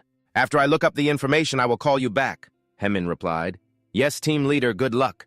Min-chan continuously clicked the mouse to check the information and exclaimed, "What is this?" Looking at the information of the 2 people on the screen surprised him greatly. One had just registered as an awakener yesterday, while the other had registered 2 months ago. Name Kang Ujin, Awakening Ability, Soul Calling, Rank F. Name Hong Sung-gu, Awakening Ability, Fire Control, Rank F. Min-chan looked at the screen, thinking about the 2 new recruits they had only been in for 10 minutes. They had already cleaned up a 3-star dungeon by themselves. He smiled, speculating Rank F. Even if the measurement feature was inaccurate, this is still too low. At the very least, it should be Rank C. Those awakeners who just started already possess Rank C abilities, so the chance for them to advance to Rank A is very high. Min-chan immediately put on his jacket and walked away excitedly. "It's been a long time since I've witnessed an awakener with such potential." Transitioning to the Warang Guild headquarters, images of Ujin and Sung-gu were also appearing on the screen along with someone's voice. "So you mean this person is the one who infiltrated our dungeon?" Another person replied, "Yes, I received such a report from an employee at the bureau there." He continued to ask, and beside him was... The staff next to him answered, "Hong Sung-gu, 21 years old, a fireball magician, rank F, nothing special. I think the one with real ability here is Kang Ujin." He looked at him and added a rank F necromancer with the ability to clear dungeons extremely quickly. The man continued to ask, "What do you think, Captain Lee Zeoni?" She recalled the scene when she first met Ujin. "Answer me. I know he is not just an ordinary rank F, but I didn't expect him to be this impressive." Jian-He replied with suspicion he is already on par with rank C. He leaned forward and continued. So there are only two possibilities. Either he didn't show his full strength in the ability test or his ability is developing at an extremely fast rate. Jian looked over, wondering if there had ever been an awakener who developed that quickly. If we consider him truly rank F, then his development speed must have jumped 2 or 3 ranks overnight. He raised his hand to answer. There has been a similar case of an awakener who advanced from rank F to rank A. An image of a muscular man appeared. Along with the explanation, a person whose development process was completely concealed until he reached the highest rank in South Korea. Jian-He exclaimed, "Are you talking about Kang Chun?" She smirked sarcastically. No way he can compare to Kang Chun. He smiled and ordered, "I'm not sure about that, but it wouldn't hurt to investigate a bit." This person is in the top 3 of the South Korean guild Hwarang. Master Lee coughed, giving the directive to monitor him. Let's find out who this person really is. Transitioning to the dungeon, Sung-gu was continuing his work, skillfully wielding his sword. He stabbed the head of the rocky corpse, then broke open the hard shell on its head. The bloodstone immediately appeared before Sung-gu, who picked it up and tossed it into his prepared backpack. Working alone made him a bit tired. Sung-gu sighed and thought to himself that having money is nice. But if this continues, I will surely die. I've never seen a case like this. Dying from over-extraction of bloodstone, yet he stood up and called out to Yu-jin, "Can we take a break?" Yu-jin smiled and asked, "Are you tired already?" Then Sung-gu tilted his head back and drank water, exclaiming, "Ah, that feels refreshing. I feel better now." The big brother turned to ask me how much time was left. Sung-gu replied there was 1 hour and 12 minutes left. Yu-jin sat deep in thought, calculating the amount of money he had earned. It had now exceeded 400 million won. Perhaps that was enough to buy a new house for Mom and Sue. He then stood up and called out to Sung-gu. He was taken aback and asked, "What's wrong, big brother?" Yu-jin replied, "The remaining bloodstone is all for you.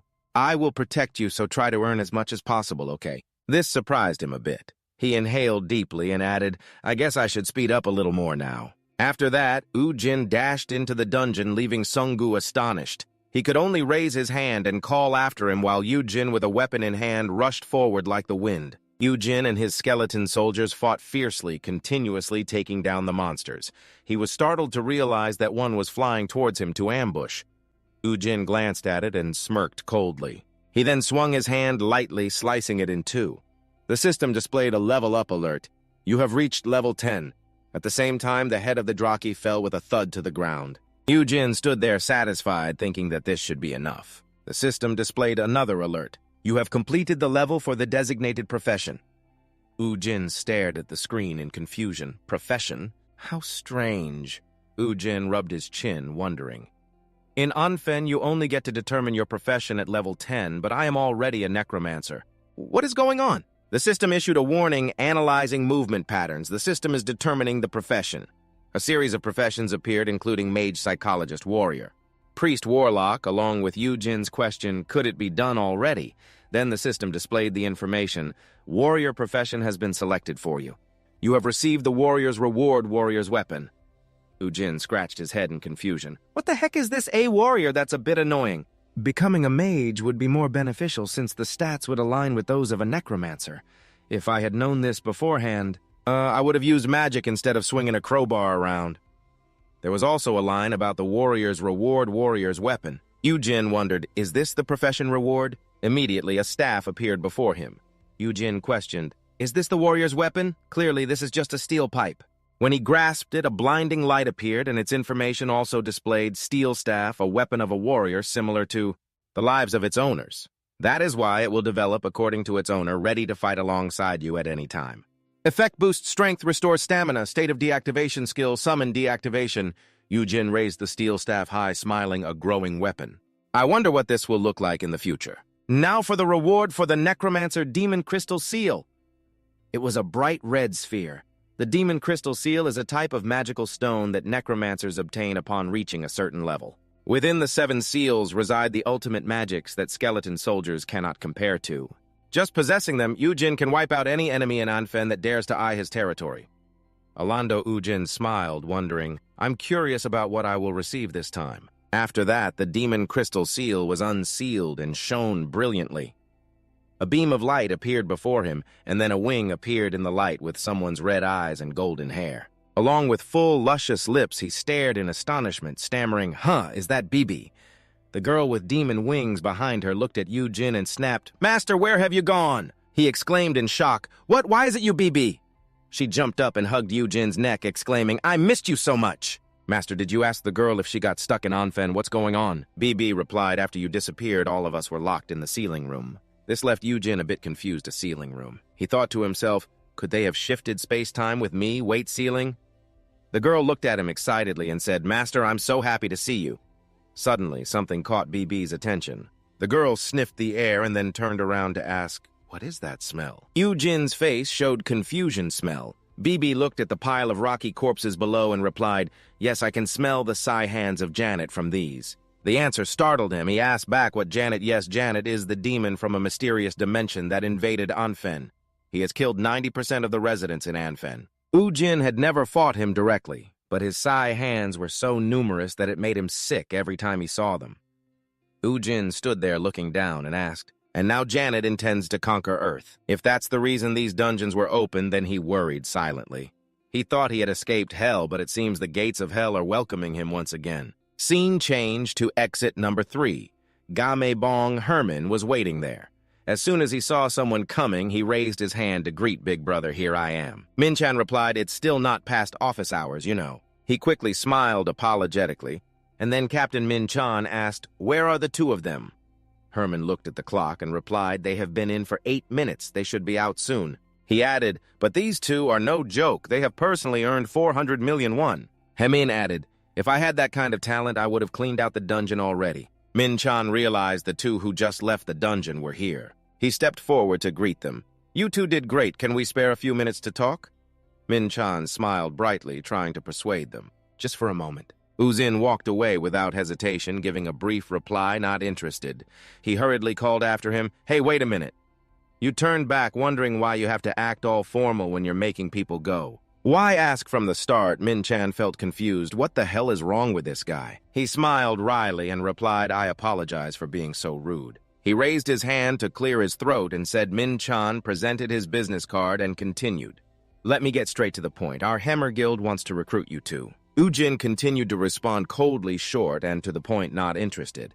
Min-chan hurriedly called out, "Big Brother." Min-chan called out loudly from behind, "Wait, it seems you don't have a good impression of the guild. Hammer is one of the top 3 guilds in the entire country, right?" He smiled and replied, "So you know about us." Min-chan continued to introduce, "Our guild only offers the best treatment for the most promising awakeners. If you two agree to join, we guarantee to provide the best support services." Yu-Jin interrupted, calling him Min-chan, still kept his smile, waiting for his response. Yu-Jin lowered his voice to remind him, "I am extremely uncomfortable right now. Don't bother me anymore." Scene change then, a voice called out, "Yu-Jin." His mother appeared extremely surprised, exclaiming, "What is this?" The real estate agent smiled and said, "Please allow me to show you around." Sua ran in and yelled, "It's so big, Mom." She turned to ask, "How are you planning to buy such a nice house?" "If there is no money, then." Yu-Jin immediately showed the transaction screen to your mother and explained what you mean by no money. "This is the amount of money I received today." She exclaimed, "Oh my, how did you earn this amount of money?" Yu-Jin smiled and replied, "Actually, I am an awakener, and you are still a bit surprised about that, aren't you?" "Do you have to go down into the dungeons to earn that money?" she exclaimed in panic. "Isn't that job very dangerous?" "Since when did you?" She was extremely worried it was because of this that she lost your father. She couldn't let her son face a similar fate. He hurriedly explained, "It's okay, Mom. Your son is not as weak as you think. It's just like going bug hunting, that's all." His mother still didn't stop. Even so, just then, Sua ran over and interrupted. "Mom, can we have a dog? You said we could get one when we buy a house. One with a yard." The little girl looked up and asked, "Is that okay?" She replied, "Wait a moment, dear." Yu-Jin's voice continued. "Mom, don't worry." He bent down to pat his little sister's head and continued. "The things you have worked hard to save for all this time, I have received them. From now on, you should believe in me." The 3 of them stood silently in the yard of their new house, transitioning to the evening in an alley where Yu-Jin's familiar footsteps approached. He called out in a deep voice, "BB, come here." Immediately, a stream of energy appeared in front of him, but then it vanished instantly, leaving Yu-Jin astonished. He continued to demand, "Come here, BB." The swirling energy appeared again and accumulated, then suddenly vanished, leaving Uzi looking towards the alley ahead where a faint light was emanating. He asked, "What is that?" From the alley, a creature stepped out, and he exclaimed in surprise, "Is that you, BB?" Why did you turn into a cat? The small black cat looked at him and meowed. Ujin picked it up and asked Bibi explain why you can't return to your true form anymore, so you can't stop chasing after insects. He wondered quietly, could it be that the little girl can only return to her true form in the dungeons? Why is that? Ujin looked at her and asked, what about Janet's energy? Can you still feel it? Bibi replied, no, it smells too good here, the smell of peace. He was lost in thought, a demon enjoying this peace. Could it be that Janet's energy hasn't caused any effects yet? Just then, someone appeared behind Ujin and asked, are you also interested in the stray cats? That's quite a new aspect of you. Ujin immediately turned around to look at him and smiled, introducing himself. Nice to meet you. I am Lee Sang-ho, the leader of the Warang Guild. If you have time, could we talk for a moment? Transitioning to a coffee shop somewhere. Sung-gu sat there frowning and mumbling he is indeed someone I can't grasp. He recalled the time he drove Ujin when Sung-gu had wondered, brother, why did you refuse the invitation from the Hammer Guild? Is there another reason? He replied dejectedly, it's just that I hate taking orders from others. He replied in frustration, it's just that I hate taking orders from others. Sung-gu smiled and exclaimed, I understand now. Indeed, the big brother is different. After that, he burst into laughter. Even a powerful guild like Hammer couldn't shake the big brother's pride when looking at Ujin's expression at that moment. Sung-gu could only silently wonder why he rejected the Hammer Guild for that reason. Back to reality, he sat there laughing excitedly. What does the reason matter? We will soon achieve the dreams we've always wished for. Sung-gu reminded himself that the important thing is to trust and support the big brother from now on. A business staff approached with a stack of documents in hand. Excuse me, sir, have you been waiting long? He sat down, took out paper and pen, and asked, would you like to sign the contract right away? Without hesitation, Sung-gu immediately agreed. Switching to the cafe, a voice from inside rang out. First of all, I sincerely apologize for the incident that happened yesterday. Two people were sitting there, and he continued. You had a bit of a conflict with John He, right? Ujin replied with suspicion. John He. He recalled her appearance and asked, oh, that red-haired girl. Sang-ho explained, yes, she's my younger sister, but she has a fiery temper. He smiled and continued, she values our guild extremely, so if anything serious happens, I will fully compensate you. Ujin straightforwardly asked back, I don't need any compensation. What really brings you to find me? Sang-ho maintained his calm demeanor in response. You're quite perceptive. He appeared serious. To be honest, I've been observing you for a while. Your remarkable speed in completing dungeons is something that cannot be found in a rank F. All right. With that speed, your level must at least fall into rank C. Sang-ho affirmed, and I'm sure you will progress even further. Ujin, feeling frustrated, thought, just when I got rid of the Hammer Guild, now it's the Warang Guild. He then continued to ask directly. In short, you want to recruit me, right? At this point, he finally made the exact request. Please join our guild. I promise to help you train with the most optimal methods. Most suitable for your skills, Ujin. He had a bit of doubt. The optimal methods that suit my skills, huh? Then he smiled challengingly and asked, so if I defeat you, will you give up the leadership seat? Let me have it, okay? Sang-ho calmly replied, just as the rumors say, your confidence is indeed no joke. He smiled and continued, but I lead the Warren Guild not just with my awakened strength. My rank B is nothing compared to those of rank A, Sang-ho affirmed in front of Ujin's doubtful gaze. So if you defeat me, I still won't relinquish the position to you. He immediately stood up and left. Then I'm no longer interested. Goodbye. He sat there and posed a question. Why do you think dungeons appear, Ujin? Sang-ho's voice turned serious. It's been 5 years since that dungeon collapse until now. They remain an unsolved puzzle. He continued his story. But every year the dungeons are expanding and more dangerous monsters are starting to appear. However, humanity is not cautious about these things at all. They even started exploiting bloodstones for profit. Ujin hesitated listening, but one thing is certain, the Earth as well as South Korea will be in danger if things continue at this pace. Sang-ho looked at you and confirmed, I believe that my mission is to gather the awakened ones to prevent that from happening. He made a suggestion, and I hope that you can lend us your strength to transition to the morning at the Hammer Guild. The sound of mice stealing echoed continuously. Herman sat there full of worry, not daring to make a sound. He looked at Min-chan's expression and thought to himself, oh God, it's already tough for him this morning. Just at that moment, information appeared on the screen that caught Herman's attention. He turned to announce that the captain of the two had reserved a dungeon at exit number 6 yesterday. This watch on. After hearing that, he snapped back, that bastard, huh? Why is he already whining about him this early? It's really annoying. He stood there mumbling he thinks he's so great, but he's only at rank C. Min added, Captain, this is a 4-star dungeon. This made Min-chan choke on his coffee. He immediately ran over to see what they had continued to book just for 2 people. Min-chan's eyes narrowed in suspicion.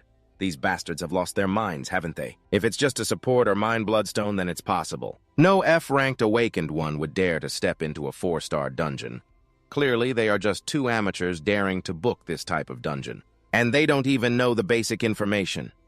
Min-chan stroked his chin thoughtfully. What kind of skills do they possess to dare to complete it themselves? A 4-star dungeon, huh? He turned to ask, do we have a 4-star dungeon nearby? Herman replied, yes, it's at exit number 11 in the tunnel. Min-chan continued, they are right next to each other. Try to change the reservation information to that dungeon. He looked over, puzzled. Why aren't you giving up? Min-chan replied with a bitter smile, you fool giving up that monkey this time, I will definitely catch them. If you want to catch fish, you have to cast the line at the right moment. Transitioning inside, the BMW music played loudly. Sung-gu, while driving, marveled at how smooth this car was. He smiled and said, I prepared this one for you. Because it would be a shame to take you in that small car. Ujin laughed and asked, what's this one called, Render? This made him a bit confused. Is he from another world? Why doesn't he know what BMW is? Sung-gu cheerfully affirmed, yes, I will continue to serve you to the best of my ability.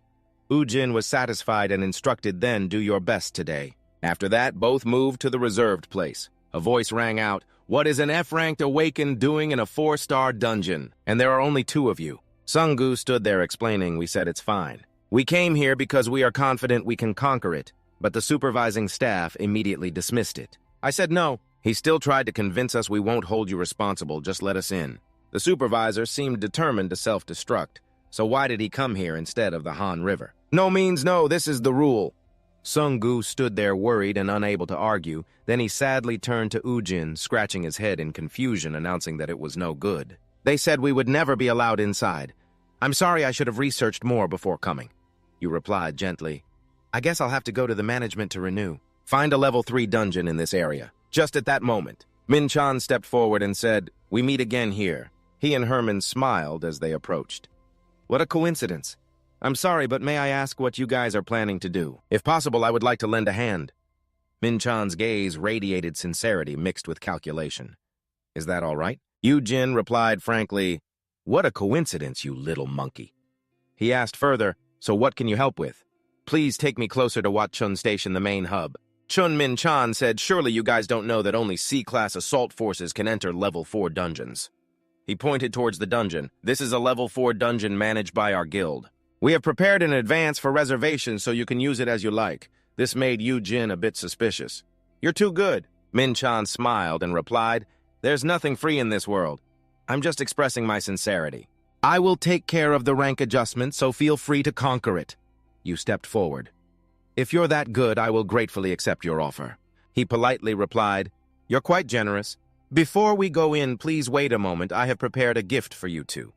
Ujin wondered, did you prepare something like that? Min-chan turned around and replied, please wait a moment.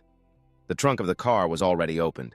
He looked inside and muttered, there's nothing free in this world. Min-trang laughed heartily, feeling pleased. Even if I don't ask for anything, every favor comes with a debt. If treated to a meal, that person will surely feel the need to treat the other next time. He silently calculated that even if the guy was an awakened one with bizarre potential, he was still just a 24-year-old rookie. Kang Ujin, you're already in my hands. Hamin stepped forward to chat. You're completely different from yesterday. Ujin immediately asked back, different how? He answered frankly, it was hard to start a conversation with you yesterday. Ujin explained, I was in a bit of a bad mood yesterday. He thought to himself that his mind was a mess when thinking about Shanette. Hamin smiled and continued, you must be the type of person who works according to your mood. Today it seems like you're in a really good mood. How about we go for a drink later? Ujin cheerfully replied, sounds good. Just this one sentence made him feel pleased. I will make you sign a contract to become an asset of the Warren Guild for 2 years. Ujin, you will join the Hammer Guild, right? Min was already thinking about manipulating Ujin over drinks. He continued to propose, I know a great place, let's go check it out. Ujin was curious. Where is it? Sung-gu, feeling frustrated, said, these guys flatter the wrong person. Even if they treat him, he will never join. A moment later, Min-chan's footsteps returned. He looked around and then asked, where did they go? He-min replied, into the dungeon. Hearing that, he trembled with anger and asked, Did they already enter the dungeon? Didn't I say I would go get gifts for them? Min explained, either way you're waiting here until they conquer it. Why didn't you give it to them when they came out? The bag in his hand immediately dropped to the ground. Hemin's eyes widened as he exclaimed, is this a survival kit inside the bag? These are the essential tools for a dungeon conquest. Min-chan asked in a deep voice what the new recruits wanted to challenge a level 4 dungeon. Knowing how much about high-level dungeons, he began to worry that the proposed level for conquering the level 4 dungeon was level D, with the captain being level C. Min-chan speculated that Kang Woo-jin was only level F on paper. But looking at his speed in conquering the level 3 dungeon, he might be capable of defeating the monsters in the level 4 dungeon. However, the setup of high-level Dungeon 46 is fundamentally different from lower-level dungeons. If they enter without any information or survival gear, even a high-level awakened person cannot safely return. He held his head in frustration. What a mistake. We wanted to express our sincerity, but ended up pushing them into a death trap. Inside the dungeon, Yu-jin sarcastically remarked, is this really a level 4 dungeon? How strong can the monsters be? Sung-gu replied, I'm not sure anymore, as he looked at the pile of rats on the ground and continued. Could it be that its difficulty is lower than average? Yu-jin stood there and added, it could be. Searching for stones to return the dungeon became unusually quiet. He wondered why there were no stones to return. Sung-gu turned in surprise, no way. Yu-jin rubbed his chin, thinking it might be because his search skill level was too low. He then requested to go back and search again. The two continued walking in the dark dungeon. Yu-jin appeared confused. It's not here. What's going on? Sung-gu looked up and spoke. The entrance is up there. He gestured for Yu-jin to look and asked, what's that? Yu-jin was also drawn to the sight above. In front of the two, another gate appeared. He looked up, wondering if this was the reason the stones to return did not appear. Do we have to go through? Yu-jin smirked. I was just thinking it was too easy. It seems this is just the beginning. The two stepped into the gate. On the other side was a space dense with trees like a forest. Yu-jin froze in shock as he saw what was in front of him, wondering if they had been transported to another dimension. Sung-gu suddenly called out in a serious tone, Yu-jin! Yu-jin looked over and saw him not wearing any clothes, immediately snapping, What are you doing? You're going to blind me. Sung-gu pouted in response, I'm naked too. At that moment he realized that only their bodies had been transported. Deep within the forest, a loud roar echoed, causing the birds to take flight. The two stood there, one worried and the other excited. Yu-jin confidently stated, This must be the real beginning of the level 4 dungeon. After that, Yu-jin took out clothes for the two to wear. Sung-gu looked at him curiously. How many skills do you have? Remembering earlier, Yu-jin had taken clothes for him and requested, Put on some decent clothes first. Sung-gu now thought to himself that he believed Yu-jin could handle this situation. But he had no idea what Yu-jin had been doing all this time. Yu-jin was still staring at the screen in front of him, deep in thought. He calculated that he was currently level 10 thanks to the power of the skills transferred adding to his stats, which were even higher than most. Level 10 is different from normal, but if he had to face the level 4 dungeon, it would still be very difficult. Inside the dungeon, the skills of the spirit summoner were not enough, but if the number of enemies was low, Yu-jin could still defeat them, even if he wasn't prepared. A series of notifications appeared. You have acquired the unique skill of the warrior. You have acquired the warrior's intuition. You have acquired the warrior's wrath. You have acquired the leap. You have acquired acceleration. You have acquired steel fist. He held the steel rod in his hand and said, Let's get ready to fight. You have accepted the acceleration. You have taken the steel punch. He held the steel rod in his hand and said, Let's get ready to fight. Level 31 is so strong, huh? Transitioning outside the dungeon at the entrance, Min-chan stands there, placing his hand on the barrier, saying that this barrier has not disappeared yet. They have been in there for quite a while now. Herman wonders how long they can hold out. Will they be able to fight that crocodile? He furrows his brow and asks back with his bare hands. Herman then realizes that the survival gear is still here. A high-level dungeon does not allow anyone to bring any items from Earth. The only thing allowed to enter the dungeon system is items belonging to that very dungeon. Min-chan holds his head and says that even if they can defeat that crocodile, they still have to face a bigger problem, which is food and water inside the dungeon. A loud rumble shakes the ground, sending dust and debris flying everywhere. Sung-gu anxiously announces that something is coming here. A giant crocodile bursts out from the dust, its agile steps pushing off the ground for momentum.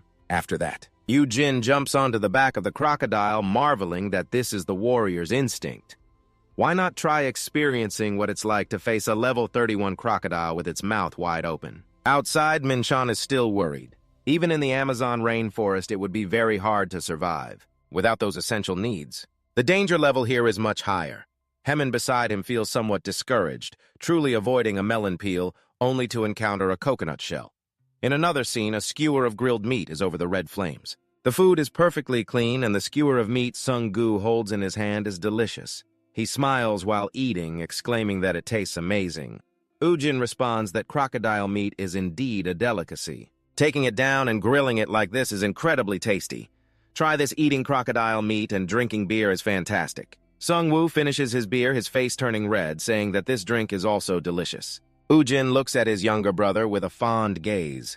Outside, Hee-min's voice rings out saying that they have been in there for quite a while now. He wonders if after this long, can we be sure that they are still alive in that forest? Min-chan replies that if it's just one crocodile, they could use some summoning skill as bait and then avoid it. But that wouldn't be enough to get through the swamp, Herman worries, saying that the swamp keeps appearing in the jungle after a while. It is a death trap for melee warriors because when your feet sink into the swamp, you have to fight against a herd of capuchin monkeys while also dealing with a giant anaconda. Sung-gu panics and warns that there is only one ranged attacker, Hong Sung-gu, and moreover his fireball won't be strong enough to stop the attacks from the herd. Capuchin monkeys. The two of them lower their heads in worry, sighing together that it's really hard. Indeed, it's very difficult in the dungeon. The fireballs are being launched targeting the monkeys in the trees. Ujin shouts excitedly to burn them all. Sung-gu is astonished. Does he also have that skill? In front of the two, there is a group of skeletal mages with wands in hand. The information reads, summon a skeletal mage. Take the corpse of a monster to summon a skeletal mage, level 10, limit 20 mana. Outside, Min-chan is eating instant noodles while waiting. Min beside him worries, saying that it's been 4 hours. Do you think they can get through that dungeon and come out? He replies in a deep voice that he doesn't know. The monsters are not the only danger in a high-level dungeon where it is filled with trees, animals, and insects completely different from this earth. Min-chan asked again how much they would know about the ecosystem over there. Both men exclaimed, "Oh no." If they accidentally eat any poisonous plants, then Min-chan replied in a low voice, they are doomed. Over here. Sung-gu was holding a juicy red fruit, preparing to take a bite. He exclaimed that eating mountain fruits is truly excellent and very sweet, Ujin added. If you don't cook that fruit and just eat it like that, you'll definitely die. Sung-gu heard that and quickly spat it out, then complained that he should have warned him sooner. Sung-gu turned and wondered how he would know about these things. You just know there's no need to worry, he thought to himself. How would I know? Because this place is similar to where I lived 25 outside the dungeon. It was night. Hee-min was still sitting there asking, but Captain, why? Why are you trying so hard to recruit Kang Ujin? Our guild isn't really interested in that. He sighed lightly and replied, Hee-min, I have never doubted my instincts. Herman smiled and said he was looking for promising awakened ones. Right, do you believe that Park Jingu is a very potential awakened one to recruit him into our guild? Min-chan affirmed that's right. And now I am also confident that Kang Ujin is stronger than Park Jingu. This surprised Herman, stronger than Park Jingu. The two were sitting there chatting back and forth. That's right, it would be a waste if he didn't join the guild. Hemin said if we lost an awakened one like him, it would be a tremendous loss for humanity. Hemin replied, I just hope he can survive and come back. The captain never thought that being a captain required so much thought. Then he stood up cheerfully. Let's pray together. He will definitely survive and come back, Min-chan replied. But it's tough. This made Herman's workshop full of worry. He continued, the guardian of the return stone is an incredibly difficult opponent. Hearing that, Hemin thought to himself, who doesn't know that we just need to pray for him to come back alive. Min-chan rubbed his head and said in a deep voice he might be dying soon. Hemin frowned. Can you not be so pessimistic? Inside the dungeon, the two had passed through the forest and arrived at a drier land. Sung-gu widened his eyes, looking ahead, and said that's the return stone in front of them. The stone sparkled above something resembling an altar. Sung-gu walked towards it and complained finally arrived at this damn place. Immediately, Ujin reached out and grabbed his collar, pulling him back as the ground in front of them suddenly sank, revealing a trap. Sung-gu exclaimed in fear, a trap, I almost died. He turned and thanked him. Ujin's gaze was now highly focused upon seeing that. Sung-gu also turned to look and asked, what are you looking at? Ujin was startled and amazed when he saw it.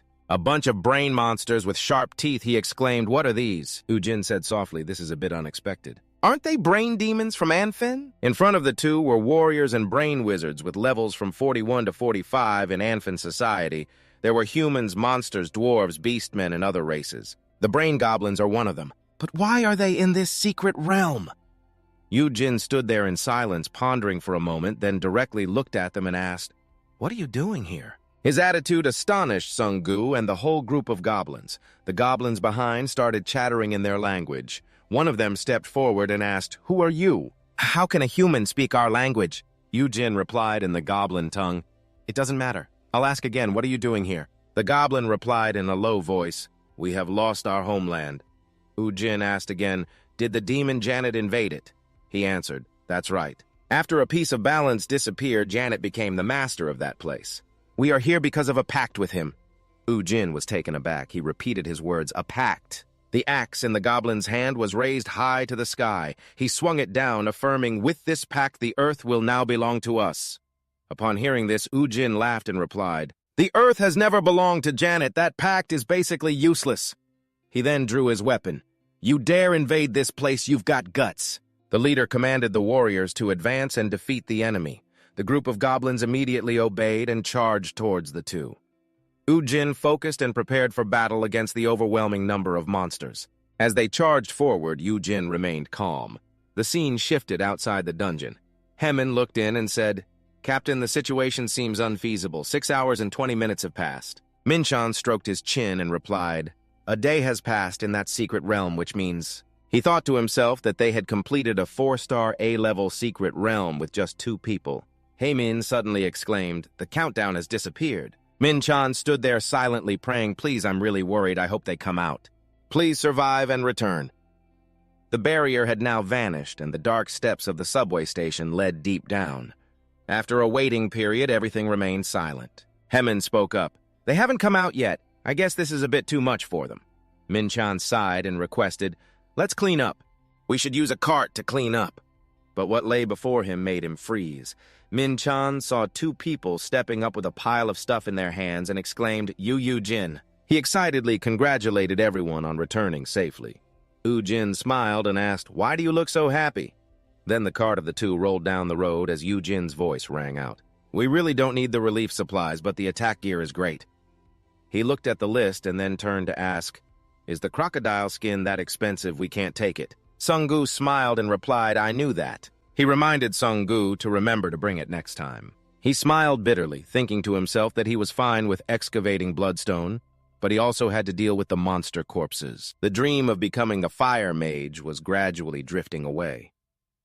Outside, something caught Yu-Jin's attention. Sung-gu curiously asked, "What's that?" He looked at the couple outside and replied, "That's Jimin driving to where they are. Over here, 2 people are talking about something." Suddenly, a loud call rang out, startling Jimin, who looked over to see Yu-Jin sitting in the car, waving at him. Jimin was a bit surprised and called out, and the girl next to him looked a bit confused. Yu-Jin asked if he was on a date with his girlfriend. Jimin explained, "No, that's my sister." He then introduced, "Sister, this is my brother who has helped me. I've told you about him." After hearing this, she hesitated and asked, "Is he Kang Jin?" Seeing her recognize him, he was somewhat surprised. The scene shifted to the Hammer headquarters where someone was holding a piece of paper and speaking. The vice president's position, he asked if it was worth doing everything to this extent. Just then a beep sounded and a voice announced that Vice President Park Jin-gu was here. He entered and spoke, "Captain Dung, you are here too." Minchan immediately left, replying, "Yes, I'm getting ready. Please continue the discussion." Jin-gu wondered what was going on with the captain, to which Do-jun replied, "I don't know, it seems like he found a fake soul summoner. Now he asked me about the position of Vice President Cho, that guy." He heard that and said, "If Captain Dung has requested it, then we must capture that fake soul summoner by any means necessary." He wondered why we needed to do that. "This guy has been making a fuss about searching for talent lately, and whoever he recruits is terrible. Captain Dung finding you is indeed lucky." Jin-gu, hearing that, smiled wryly. "Don't be too harsh on him." Do-jun crossed his arms and asked, "What about the situation in America?" He replied, "The rumors seem to be true. Based on how they are coming back, we can be sure that there is someone new in the Titan Guild." He frowned, thinking about the truth of that rumor. Someone has left the secret realm and transitioned to another place. A long-haired girl is standing by the window looking out at the city at night. Her image appeared on the screen along with someone's voice asking, "How is she? The supervising staff replied, "Nothing has changed. She cannot understand our language and keeps repeating strange words." The person reported further, "It seems to be a disability caused by injuries." Din Kun, the Titan team leader, responded, "I understand. In any case, she is a crucial factor in uncovering the secrets of the secret realm. We must find a way to treat her so we can communicate." The staff immediately complied. "Yes, Captain." He frowned, thinking, "It's been 5 years since the secret realm appeared. Will we uncover its secrets?" On this side, the girl is still speaking in that strange language. She placed her hand on the glass, hesitantly saying one word, "Jin." Then she voiced the name of the boy, Kang U-jin, from the old building where a few rooms still had lights on. Transitioning inside, the study lamp was still on, and the calendar was filled with circled days of victories. Despite it being late at night, someone was studying in the room. Jimin was sitting doing homework while sighing with worry. "What if I'm worrying too much? Nothing will happen, right?" He recalled the scene from the afternoon, feeling even more confused. "I can't understand what he's thinking anymore." Ujin, sitting in the car friendly, looked up and invited, "We're planning to go eat barbecue. Do you want to join?" Transitioning to a barbecue restaurant open at night, he drank a cup of alcohol and was pleasantly surprised. "Wow, I didn't expect G1 to be Jimin's sister." Kujin at that time kept praising 2500. "It's been 5 years and you're still so beautiful, right?" She reacted with panic, continuously waving her hands. "I don't, but hearing that makes me laugh." "You're too modest," Sung-gu said. "She used to be the most popular girl in our school. Maybe half of the boys had a crush on her." He heard that praise and had to join in. Oh, she must have been a real beauty back then. G1 was extremely shy at that moment, waving her hands to explain. "Oh, not to that extent." Ujin blushed, recalling the past of pursuing her. "Wow, I was also among half of those boys." Her image in his eyes was always radiant. She was lively, beautiful, and friendly with everyone. G1 lowered her head, blushing, and wondered, "Is Ujin always so talkative?" Suddenly, he turned to her, confused and curious. "But why are you wearing a hat? Did you forget to wash your hair?" She was a bit startled and turned to stammer an explanation. "It's just that I like wearing hats." Sung-gu also felt somewhat awkward sipping his drink while glancing at me, knowing that the older brother is very straightforward, and Yujin's look seemed a bit uncomfortable, suggesting it was quite inappropriate.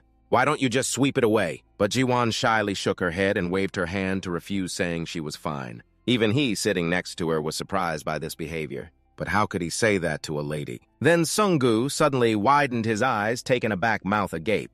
Wait a minute, after a while, he finally guessed the reason. Could it be that his older brother has never dated before? But Yujin at this moment was oblivious, enjoying the food. "This steak is really delicious." Sung-gu helplessly accepted the fact that his brother's words to her were completely well-intentioned. But he himself looked around and realized that the atmosphere shouldn't become this awkward. To break the awkward atmosphere, Sung-gu suggested that his brother and sister play a game. Hearing this, he was a bit surprised, emphasizing what kind of play. He insisted on the importance of games. When drinking, how could they skip the games? Yujin still maintained a confused expression. Glancing over why suddenly play after a round of drinks, the singing echoed. A duck spread its 2 wings. Sung-gu picked up a bottle as a mic to sing. He shouted that the readers over there were a bunch of cheap fools. He got heated and splashed his clothes, continuing to sing, "Oh, winter, please let it snow so that the heads of those fools break." TR and his readers could no longer stand it.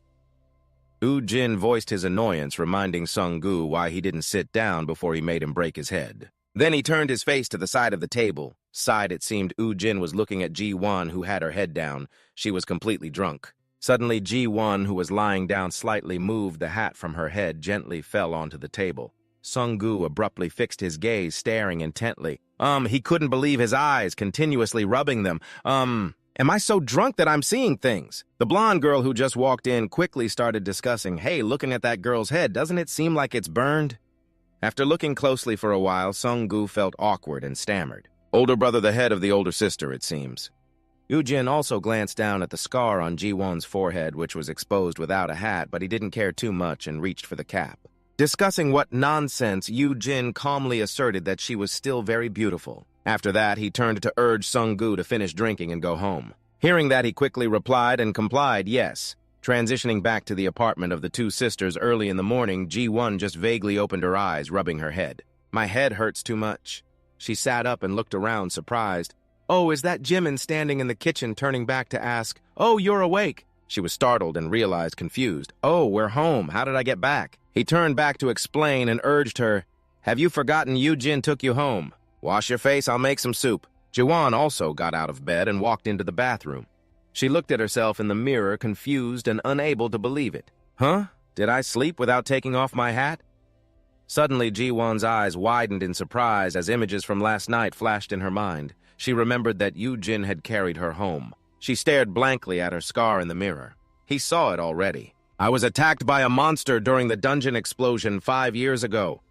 Ji-won looked at the scar that brought back painful memories from the past, and the consequence was this scar. She looked at that flaw filled with insecurity. She didn't want him to see it at all. I just wanted him to see me as I was back in school. But suddenly Ji-won remembered Ujin's affirmation. After all, she was still very beautiful. Her lips parted slightly in surprise.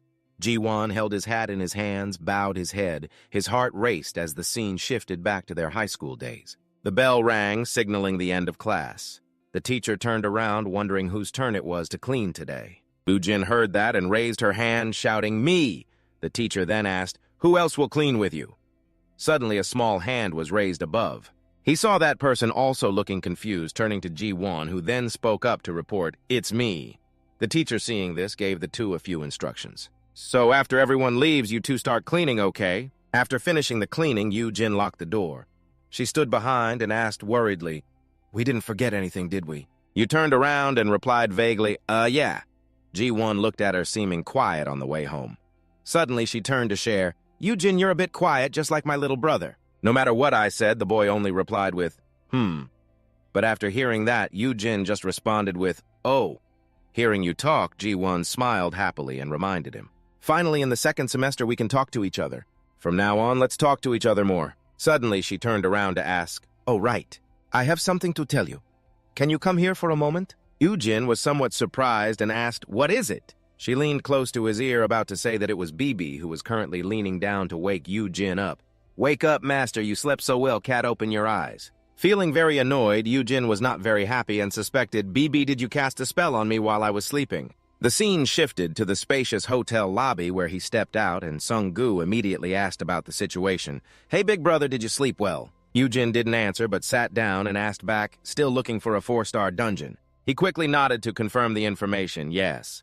Sung-gu continued to type carefully on the computer. He was trying to find a dungeon and his face showed clear signs of stress. But the number of 4-star dungeons is not many and they all belong to the major guilds, so it's hard to find. You looked up and sighed, wondering, so what should we do? At most, we can go back to the 3-star dungeons. After a while of looking up at the ceiling, Yujin thought it through. You took out your phone and dialed a familiar number. There's a way. Ujin smiled with delight as the voice from the phone sounded urgently, "I'll be there right away, please wait a moment." But you hurriedly set a specific time, 15 minutes. "I can only wait that long." The person on the other end was also in a hurry to get there. Sung-gu, hearing that, waited and then asked, "Big brother, who did you just call?" But Ujin asked back with a hint, "Who do you think that is?" He picked up the phone and smiled, suggesting it was someone who would give us everything unconditionally. After a while, the door unexpectedly opened, and Min-chan rushed in, panicking. Ujin turned his face out, smiling with satisfaction, praising him for being quick on his feet. He was panting, drenched in sweat, and asked, "Sorry for making you two wait so long. Do you need my help with something?" After a moment, Min-chan sat down, opened his computer, and exclaimed, "Oh, you two are looking for a 4-star dungeon. The dungeon forum is quite popular, but not very professional." He had a determined look in his eyes and assured them to wait a moment. Sung-gu glanced at the screen, curious. "Oh, is this the exclusive program of the guild?" Min-chan didn't say much, just confirmed clearly that each guild's support team specializes in these areas while typing on the computer. After hearing this, he was surprised. Oh, Min-chan looked up and started to invite. "Did you two spend the night at this hotel yesterday?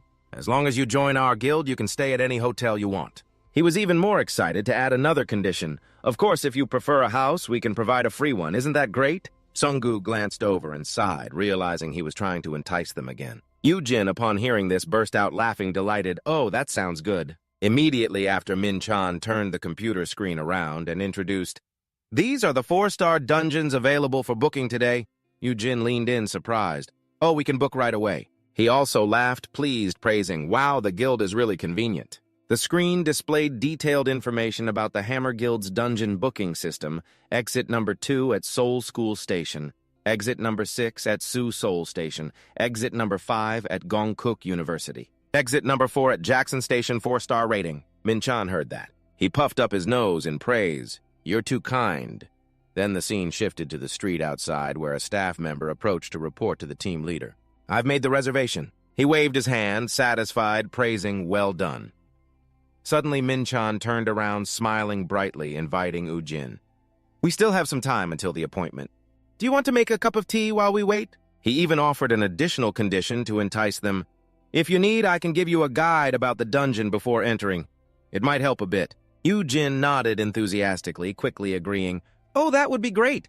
Min-chan leaned in closer, emphasizing that this is high-quality information, collected by our guild. You can trust it. But upon hearing that, Ujin only said a few words to brush it off. I'm so excited! Suddenly, Sung-gu turned to look intently. He sees something strange and excitedly shouted, Look, the dungeon is restarting! Sung-gu observed in fascination and confessed. This is the first time I've seen it with my own eyes. Min-chan was also startled, surprised. Then he seemed anxious, turning back to urge, Damn it, hurry up and contact the guild. Hearing that, he quickly took out his phone to get in touch. Yes, the dungeon on the other side is still undergoing the process. Ujin is also focusing on that, wondering about the restart of the dungeon after a while when a reporter appeared at the dungeon. The guards and everyone are hastily and fearfully cautious in front of the dungeon, even placing a warning sign prohibiting entry. The light from inside the dungeon has also somewhat dimmed. From beginning to end, he hasn't taken his eyes off it. Min-chan is also watching and now lets out a sigh of relief. It seems that this mine has been completed. He turns around and begins to explain in detail that dungeons are usually divided into 3 stages. Min-chan introduces the stage that is probably the quietest. The first stage is the mine. He continues to mention that the second stage, which just occurred, is the restart. Min-chan concludes with the final dangerous stage, which is the fracture. He recounts the characteristics of the previous dungeon stages that he had gone down to referred to as the mine. Min-chan also briefly explains the construction process. It is a type of dungeon that has been completed once before. After that, monsters will usually be summoned. He emphasizes that the mission of people like Ujin and the Awakeners will be to go down the mine to extract bloodstone like miners. Min-chan mainly explains that the duration of the mine stage usually lasts 23 months, but once they end, they will restart and become a new dungeon, as you can see. Exit number 6 at Seoul University has now restarted. He turns to emphasize that the situation is now that many guilds are on their way here, with the goal of being the first to complete it. Oh, and regarding the dungeon's water form, upon hearing this, Ujin suddenly speaks up to stop him. Wait, you've keenly guessed the main reason, which means this dungeon is currently unowned, right? Min-chan does not hesitate to confirm the information. In other words, it is a dungeon that is seeking an owner. While talking about that, suddenly he opens his eyes wide, realizing. At this moment, Min-chan turns to guess the intention. You're not planning to try to complete it, are you? Ujin also does not hesitate to state his intention directly. Why not? Knowing that intention, he hurriedly tries to stop him. No way. The monsters in the first conquest round are much more dangerous than the usual monsters in the mine. Just leave it for the guilds to handle. He puts his hands on his hips, unhesitatingly calling out, So the guilds just want to monopolize these dungeons, right? Min-chan, feeling misunderstood, quickly shakes his head. That's not what I meant. After a while, he finally emphasizes that according to regulations, individuals are also allowed to conquer them, but only after the energy source of the dungeons has been measured again. Upon hearing that, Ujin questions back. Energy Ninja looks in another direction and explains that it must be the energy they emit during the restart. They are measuring it.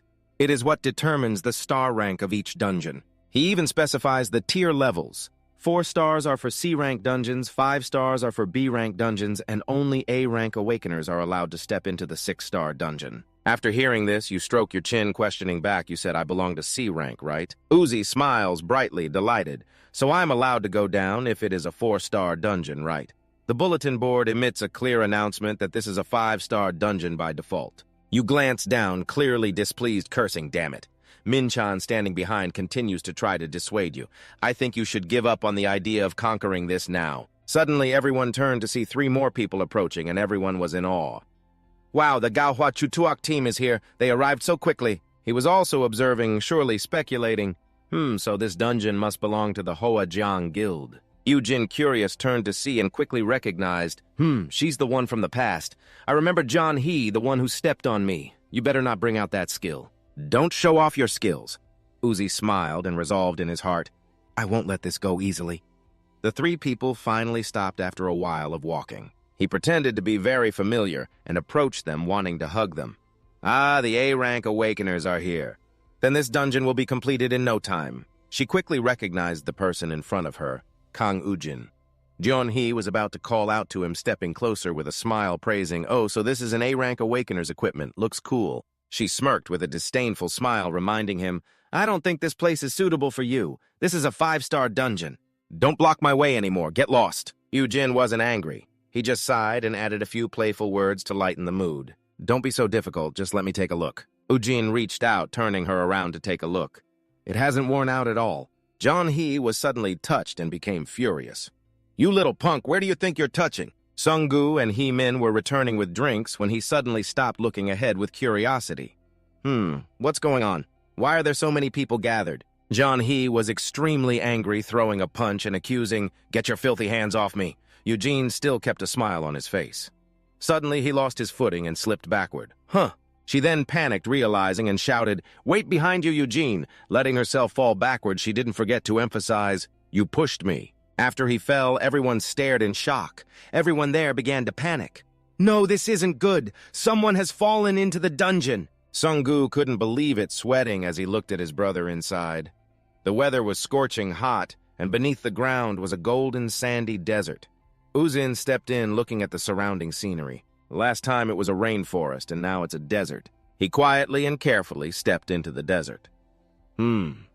Suddenly, Ujin was thrown straight up. It opened its mouth, shooting up from the sand dune. He jumped up high, still keeping calm. What a friendly greeting. "Are you trying to say that the 5-star dungeon is very different?" Ujin swung his sword down with a shout, his mouth curling into a delighted smile, showing disdain. "Even so, a monster is just a monster. What's the difference?" But right after that, its body surprised Ujin. It seems fine." He was sweating, confused. "What the hell?" From all sides, Ujin was surrounded. Oh no! They were like giant worms swallowing him whole, but after a while there was still no movement. Suddenly, Ujin shouted, using his transformation power. Its body was cut into pieces, falling to the ground. He broke free from the encirclement, looking more confident. "Good thing I leveled up after defeating that brain. I've faced much more dangerous situations than this." Notifications from the system were sent about the level 20 reward and the transformation form of the warrior's spear. Suddenly, Ujin turned to look closely at something like a rolling stone. He turned his face eagerly, waiting to see what else was coming. Suddenly, Ujin turned to look intently at something like a rolling stone, turning his face out eagerly, waiting to see what else would happen. Ujin gripped the spear tightly in his hand, then with all his strength he threw it straight ahead. Immediately, a loud explosion erupted at that spot, and Ujin looked up in surprise, unable to believe that they had exploded. He looked at the green smoke rising above and wondered what that smoke was. Suddenly, they changed direction and rolled back towards Ujin. He quickly reacted, raising his hand to command the wall to rise immediately. The system clearly displayed the information, level 20 skill green wall creates a barrier using bones from monster corpses, followed by a large explosion and a cloud of dust rising obscenely. Ujin struggled to step outside, holding his head and rubbing his hair for a while, looking exhausted. He took out a vial of red potion and quickly drank it all, spilling some over. After drinking it all, Ujin felt incredibly refreshed.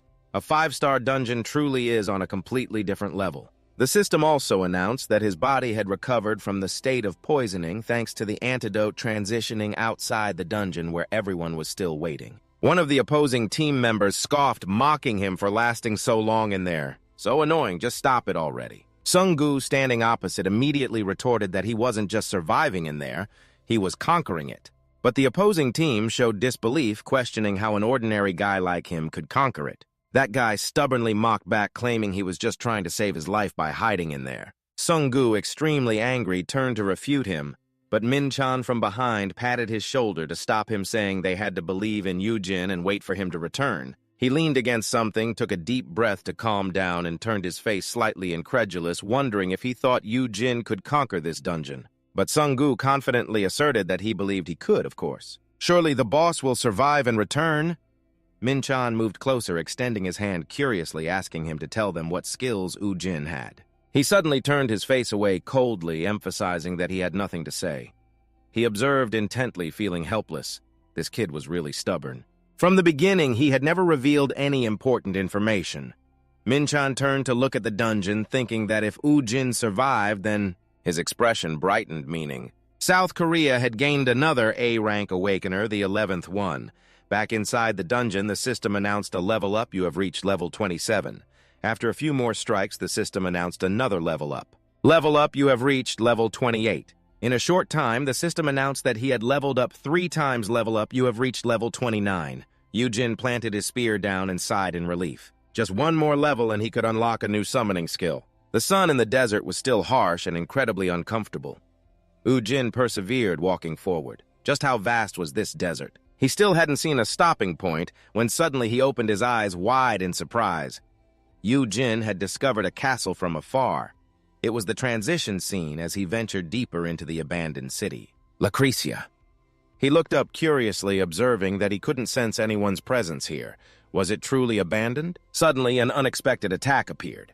Yujin quickly sensed the danger and deftly dodged to the side, avoiding the blow. Yujin covered his face, looking annoyed, wondering who the hell it was. Immediately, a voice responded. It was Naga, looking fierce, asking who he was and why he dared to offend this sacred temple. Yujin was still bewildered, not understanding what was happening. A temple. At that moment, Yujin realized it was this temple. No wonder it looked familiar. It turned out to be the shrine of the goddess Arya. Hearing the familiar name, Naga was surprised and asked back if he knew the goddess Arya.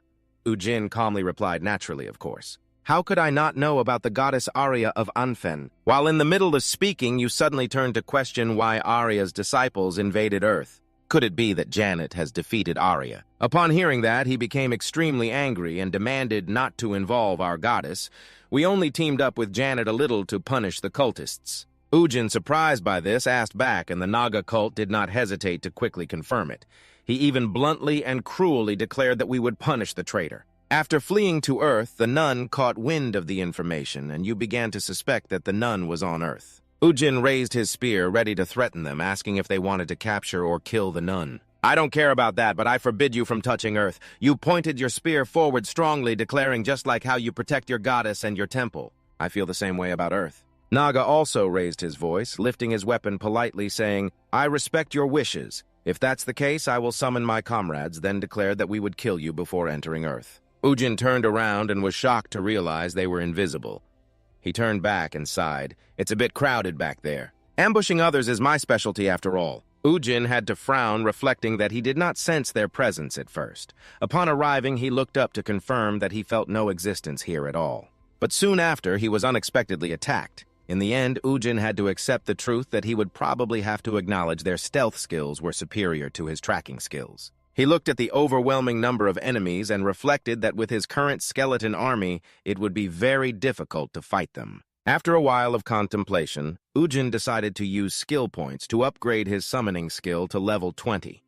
Immediately, the skeleton army underwent changes, becoming sturdier and taller. They were immediately equipped with weapons, and the skeletons looked even more unusual. The system sent a notification explaining that the summoning skill had leveled up to 20, and the skeleton forms would change according to their rank. They now had shields and swords ready to confront. Yujin's tone became more confident. Even so, he gripped his spear tightly and smirked, declaring, I must fight to determine the victor. Naga also began to get excited, smirking as the monsters on this side initially displayed aggressive attitudes and the skeleton army charged forward with shields and swords. 2 swords clashed loudly against each other, and the battle became increasingly intense and terrifying. Yujin turned around to see a sharp sword lunging at him, quickly reacting to attack from both sides. Suddenly, from a distance, 3 things rushed toward him. Yujin quickly jumped back to dodge the attack, nervously turning his head to see and looked up to see 3 figures hiding. He was immediately furious at these bastards. He quickly raised his hand to command the skeletons to attack, but he was faster hiding behind a wall. Seeing that he missed, Yujin was extremely angry. He took that opportunity to stab him from behind, killing him. But at that moment, Yujin was quicker, calling forth a wall to shield himself. The smoke and dust flew up from the ground, and Yujin glanced outside cautiously. They showed no signs of yielding at all. He quickly distinguished the significant differences in rank between their side and his. But the biggest problem was that their forces were numerous and had an advantage in close combat. Yujin clearly listed the strengths of the opponents, not to mention that they could utilize the terrain for attack and defense, making it difficult for his side to approach them. Yujin clearly listed the strengths of the opposing side, not to mention how they utilized the terrain for attack and defense, making it difficult for their side to approach them. Jin began to find himself in a disadvantageous situation. It seemed both BB and the minions were useless in the current situation. Although the minions seemed more useful, he looked around the battlefield, anxiously worried that their speed in eliminating his troops was even faster than their own in defeating the enemy. With such a disadvantageous situation, Jin tightly gripped his weapon and made the final decision. There was no choice but to proceed. The scene shifted back to the real world outside. It had been 10 hours since the accident, but the barricade showed no signs of disappearing. The victim of the accident, Kang, was confirmed to be a C-rank awakener. They even had a reporter on site, and the fact that he was still alive was considered a miracle. The guild leader crossed his arms, watching with suspicion. Did he even go there just to get more famous? He stared intently, looking angry, having gifted the Warren Guild a 5-star dungeon. And yet he still dared to show his face here. When I get back, I will reprimand him at the scene. Min-chan brought over 8 food items to comfort him, saying, "Eat something while waiting." The minimum time to conquer a 5-star dungeon is 12 hours, but I don't know what the maximum is. He lowered his head, blaming himself. Surely the boss is facing many obstacles in there, yet I'm still sitting here. Finally, Sung-gu agreed to take the 8 black bean noodles, then he broke off a piece and decided to eat first. The scene shifted back inside the dungeon. The minion was lying on the ground. He used a sharp weapon to stab straight into its face, then decisively pulled the weapon out. Naga approached him, speaking disdainfully. "With just this, you dare to invade the shrine." But at that moment, Jin just smiled and said, "Ah, the 5-star dungeon is a bit more troublesome than I thought." Hearing this, he found it ridiculous and mocked. "You can still boast such words." But right then, Jin confidently asserted, "It's not boasting." He stood up wearing a proud smile and took out an item saying, "Look, I've leveled up." Naga was suddenly blinded by the light and covered his eyes, exclaiming, "What the hell?" The surroundings began to change strangely. A gigantic hand slammed down on the ground, something with massive muscles rising up.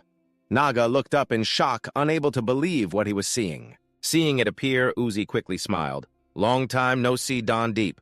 He proudly rode on Don Deep's back, and the system simultaneously sent another notification. "Summon Golem! A sand golem has been summoned to a designated area." Jin glanced down clearly, showing a smug expression, and without hesitation quickly ordered it to act "Smash it." The Deep City immediately slammed his giant hand down on the ground and turned back in panic, calling for reinforcements as the warriors assembled into formation quickly. But Jin was not to be outdone, immediately ordering his subordinates to advance. He also roared fiercely, and the opposing legion readied their weapons, preparing themselves mentally. A loud commotion erupted right at the temple of the goddess, causing the space to become desolate and empty. Jin grew even more confident as he approached closer. "Now it's just you left." Naga felt fear gritting his teeth in both fear and anger as he stepped closer, raising his voice in challenge. "Aside from numbers, do you have anything else to show me?" He was filled with rage and cursed back at the bastard. He didn't bother to argue anymore, swinging his spear up, not saying much, just smirking with a grin. Jin raised his hammer using the transformation technique into hammer form, employing the skill of Violent Wind Strike. Naga seized the opportunity, wanting to strike first to gain the upper hand. "Die." He grinned, not hesitating to shout twice, activating a sandstorm that rose in the vast desert. After a while of rampaging, the storm began to weaken. At this point, Naga could no longer hold on, and collapsed to the ground, coughing continuously, his mouth bleeding profusely. Jin, seeing this pitiful sight, couldn't help but be impressed. "What a stubborn name. You still insist on proving to me that you are the final boss of a different caliber. Huh!" Naga gritted his teeth, extremely angry. I never expected there to be someone this strong among the people of Earth. He still had no intention of stopping his abs bulging, but Naga transformed into a terrifying snake charging straight ahead. As a devotee, I will definitely not die before completing my mission. But Jin decisively swung a hammer, smirking with contempt, mocking that even at the brink of death, he still had so much to say. The scene shifted back to the entrance of the dungeon outside. A large crowd was still sitting there waiting for news. Sung-gu was still focused on eating his black bean noodles, feeling extremely hungry. "So now that I get to eat this, it tastes so good." Even though the current situation suddenly had Jin's voice ringing out, "Did you order my part too?" He quickly recognized that it was the voice of his older brother Min Chang, who couldn't believe the person in front of him was Jin. The reporters all rushed straight in that direction. "There he is! Where's the camera?" Quickly point the camera at them. Sung-gu ran over, anxiously asking about the situation. "Brother, are you hurt anywhere?" Ujin smiled, his expression calm, confidently affirming, "I'm fine." Suddenly, he turned to John Hai, smirking, "You're still here." At this moment, Ujin began his act of questioning. "Why did you push me into that dungeon that was very dangerous, you know? What if something happened and I died in there?" She grimaced angrily, calling out Kang Ujin's name. The reporters surrounding them kept snapping photos, titling their articles, "The A-Rank Awakened of South Korea has emerged." He felt even more confident, his face beaming, as the scene shifted back to a large company of the guild on TV still announcing the latest news. "We have updated the latest news. Kang Ujin, who was pushed down into the dungeon at exit number 6 of Seoul University at 11 o'clock on Friday," the announcer reported on his condition. "He has miraculously survived from the dungeon." He couldn't believe his ears, turning back to ask, "What do you mean?" A resident reporter interviewed Ujin. "Please answer our interview and tell us how you survived." To survive after being pushed into the dungeon. But being handed the mic unexpectedly left him bewildered. An interview." Min-chan, angry, raised his hand to cover the camera fiercely. "He just came out of a 5-star dungeon. We refuse all interviews today," he said. But even so, the press kept taking photos. He looked up at the TV, unable to believe it. Damn it. Did he really complete a 5-star dungeon by himself, an A-Rank Awakened? Min-chan confidently asserted during the report, "That's right. I can confirm he is an Awakened with extraordinary talent." But at that moment, he aggressively dismissed it. "Since when do I have to make investment decisions just based on the captain's intuition? You still don't realize that. The Awakened you've recruited recently have yielded no results, have they?" Now recalling, he had to admit that meant the intuition of Min-chan was correct. He began to think about the bright prospect of recruiting Kang Ujin. The Hammer Guild is the first guild in South Korea to possess 3 A-Rank Awakened. He began to smile with delight, standing up and clenching his fists in excitement. "I knew Captain Dung would make it." The scene shifted to a luxurious Japanese restaurant where his voice came from the dining table. "Is everything I asked you to do still going according to plan?" Sang-ho respectfully poured tea. Sang confirmed, "Of course, Minister, everything is progressing smoothly." He also handed over the bowl and emphasized that you already know. "Many people are also involved in this matter." With a confident expression, he advised that it would be best not to let any unnecessary mistakes happen. He placed the teapot down on the table, confidently asserting that we handled the preparations perfectly, so there's no need for you to worry. Hearing this, he laughed with satisfaction. "Indeed, the guild leader is very wise. I know I can entrust the task to you, and next time I will definitely reward you greatly." He also respectfully bowed his head and sincerely thanked you. Suddenly, the phone on the table vibrated, and he picked it up to read the message, surprised by what he saw. "What Class A?" He noticed the strange expression on the other side and asked curiously, "What's going on?" But he could only turn his face and smile brightly. "Oh, it's nothing, sir." He couldn't believe the truth in front of Kang Ujin. He knew that guy was very different. But he didn't expect that he could climb up to this level. He had once stood in front of you confidently stating that if this trend continued, sooner or later the Earth would perish. Sang-ho clearly presented his plan. "I am gathering the awakened ones to prevent that from happening. That is my duty." He turned his face out with hope and suggested, "I hope you can lend us your strength." But Ujin sighed and said meaningfully, "You really are the type to speak without thinking, huh?" Seeing that, Sang-ho understood and withdrew. "It seems I still haven't gained your trust." "I understand. I hope next time we will have a chance to talk again." Sang-ho was very determined and smiled. He was sure you were hiding some secret. "I must bring you back to Warring at all costs. I have a way." Suddenly, he wanted to make a suggestion. "Minister, can I ask you for a favor?" He did not hesitate to be straightforward. "Oh, if it's the guild leader, feel free to speak." Sang-ho first responded with a bright, polite smile. "Thank you, sir." He revealed a sinister expression and straightforwardly requested, "There is someone I want to bring into this plan." Transitioning to the apartment of the two sisters, there were sounds coming from there. "How could you do this to me?" The arguing voices continued to echo. "I'm sorry, but loving someone isn't a crime, right, you crazy person? If you admit your mistake and ask for my forgiveness, I could give you a chance. I'm sorry, but your feelings for her are deeper than mine." The angry voices kept on ringing. "How could you bastard?" After a while of enduring, Jimin turned to ask, "I'm studying to prepare for the upcoming test. Can you two lower the volume a bit?" Ujin heard this and turned his face in surprise. I won't make it hard for you. I'll quickly lower the volume." Sunggu, feeling a bit shy, also felt guilty. Sorry, kid." Just then, Jimin Bibi raised his hand and called out with a meow. He hugged his head and bowed his face down, looking tired, and now he had to deal with that cat, too. Jimin suddenly remembered and spoke up with a question. But aren't you too worried at all? Ujin replied very casually. What's there to worry about? He reminded them of the situation below the building. It's been 3 days since the reporters gathered down there like ants, he confidently asserted. And Jin, then they will get discouraged and go home. Let me stay a few more days, okay? Then Uji quickly turned to another topic. Why talk about this? Just go out and buy us a few tangerines. Sung-gu excitedly raised 2 fingers. Buy 2 bags, okay? Jim and Bibi below also agreed, calling out Mio. His face darkened as he turned to remind this guy. I'm in the middle of exams, you know? You waved a few bills, emphasizing that the extra money would be a thank you for letting us stay a few days. Jimin also made an effort to stand up and ask if the other 2 needed anything else. Suddenly, Ujin's phone rang. He picked it up and asked about his mother's situation. Yes, Mom. There are no reporters bothering you anymore, right? But after listening for a while, Ujin panicked. What? They're still coming.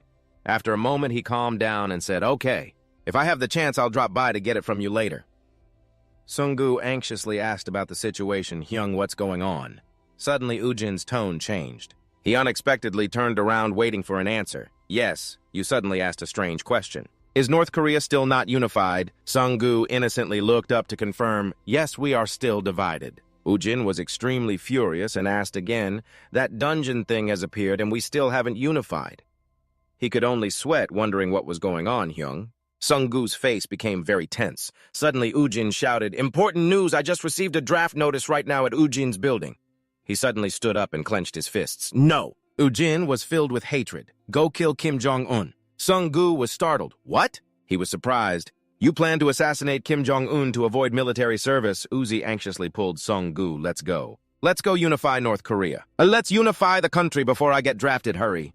Despite him shouting, Hyung, calm down. Sung-gu tried to calm him down.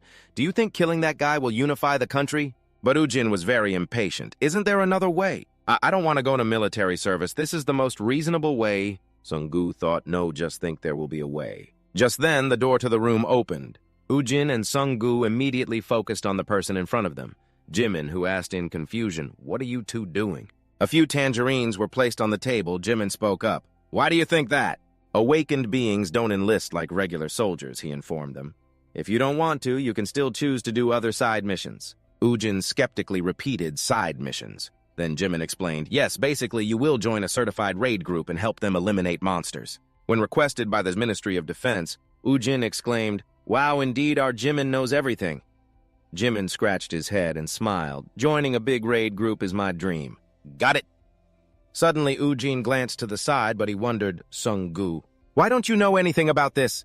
Someone shouted joyfully, Captain, I did it. He-min is smiling brightly, having succeeded.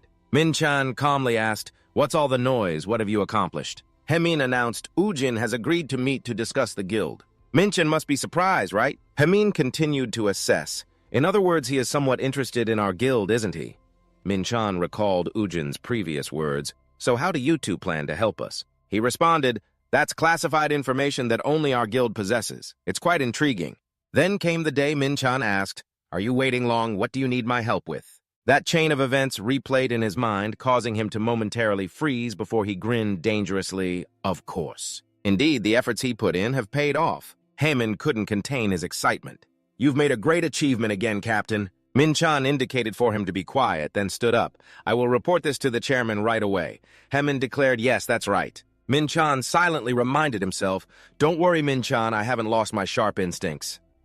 Then he went to Ju-jun's office. Can I come in? Upon seeing Min-chan, he immediately asked, oh, our Captain Dung is here. Is the recruitment of Kang Woo-jin still progressing well? Min-chan confirmed, yes, actually he contacted us earlier. Du-jun smiled excitedly. Oh my, that's great news! He praised, no wonder you're the Captain Dung, you did very well. Min-chan seized the opportunity.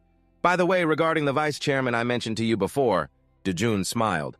Oh, if Captain Dung has suggested it, then let's go ahead. He praised, thanks to Captain Dung, our Hammer Guild has successfully risen to the top among guilds in South Korea. The elevator is now displaying the 2nd floor. Min-chan said as a final word, so I have your permission, right? Du-jun affirmed, of course be careful. Someone burst out laughing. Secretary Kim, let's throw a celebration for the entire guild. Inside the Hemerald restaurant, it was a bit empty. Min-chan looked confused. Sorry, I think I misheard. Ujin, can you repeat that? Ujin reiterated, I said let's establish a new guild together. Min-chan couldn't help but be bewildered. Aren't you wanting to sign up for our guild? Yu Jin replied, "Why should I go there? Captain Deng and He Min should join us instead." Min Chan expressed, "Oh my, we rushed here thinking you were going to sign a contract with us, and now you're suddenly asking us like this. This is so awkward." He Min immediately asked, "So what's your salary?" Ujin promptly revealed, 100 million won. Min Chan couldn't believe his ears. "What?" Ujin declared. "I will pay more than your current salary, 100 million won, and I will double it." After that, Min Chan sighed. Money was not the issue he was negotiating with Yu Jin. "I am the captain of the Hammer Guild for those who are not part of the awakened community. So I am like an employee of the most reputable guild in South Korea. And I had to go through a lot of difficulties to achieve this team leader position. Min Chan awkwardly spoke up, so I cannot simply trade guilds for money like that. But Yu Jin assured me that my guild would grow even stronger than the Hammer Guild, so I hope you both can become founding members of the guild." After our conversation with Yu Jin, Min Chan was on his way back when Herman suddenly announced that the captain would leave the guild. Min Chan was startled and shouted out loud. Herman thought carefully, "But isn't this very feasible? We are talking about Kang Yu Jin, who is already an A-rank awakened one. Who else could complete a 5-star dungeon by themselves, like him? So I assure you that the guild he establishes will succeed sooner or later." He continued, "Besides, if I stay in the Hemin Guild, how far can my position advance?" After hearing this, Min Chan had to admit that relying on Kang Yu Jin's talent, the guild he founded would have a very bright future. He connected it with the current situation. Moreover, the Hammer Guild is facing challenges in expanding its development compared to the present, and no matter how much effort I put in, I cannot surpass the founding members to become the director or department head. So what is the point of promotion? Ninja recalled Dojun's words. The captain's intuition was getting worse. The fact that he recruited you was just a stroke of luck. That hurt him. He was even mocked and looked down upon, so Cha frowned with tension and declared that Min Chan would go with him. Herman did not consider this case. Captain Min Chan smiled. "Sometimes you have to take risks to achieve a higher level." And Herman cheered, "Very wise, Captain." He raised the resignation letter he had prepared earlier. "So shall we go?" Really, Min Chan was speechless. "You always carried it with you." Herman laughed. What employee doesn't? Seeing Min Chan pull out a piece of paper from his pocket, he was surprised. "The captain has one too." Min Chan repeated a similar phrase, "What employee doesn't?" Herman guessed, looking at it wrinkled. He must have stuffed it in for a long time, right? Min was extremely excited. "Let's coldly slap it in the boss's face and go drinking." Min Chan wholeheartedly agreed, and at that moment the elevator was going up to the 11th floor. Min Chan was stunned when he saw the scene inside.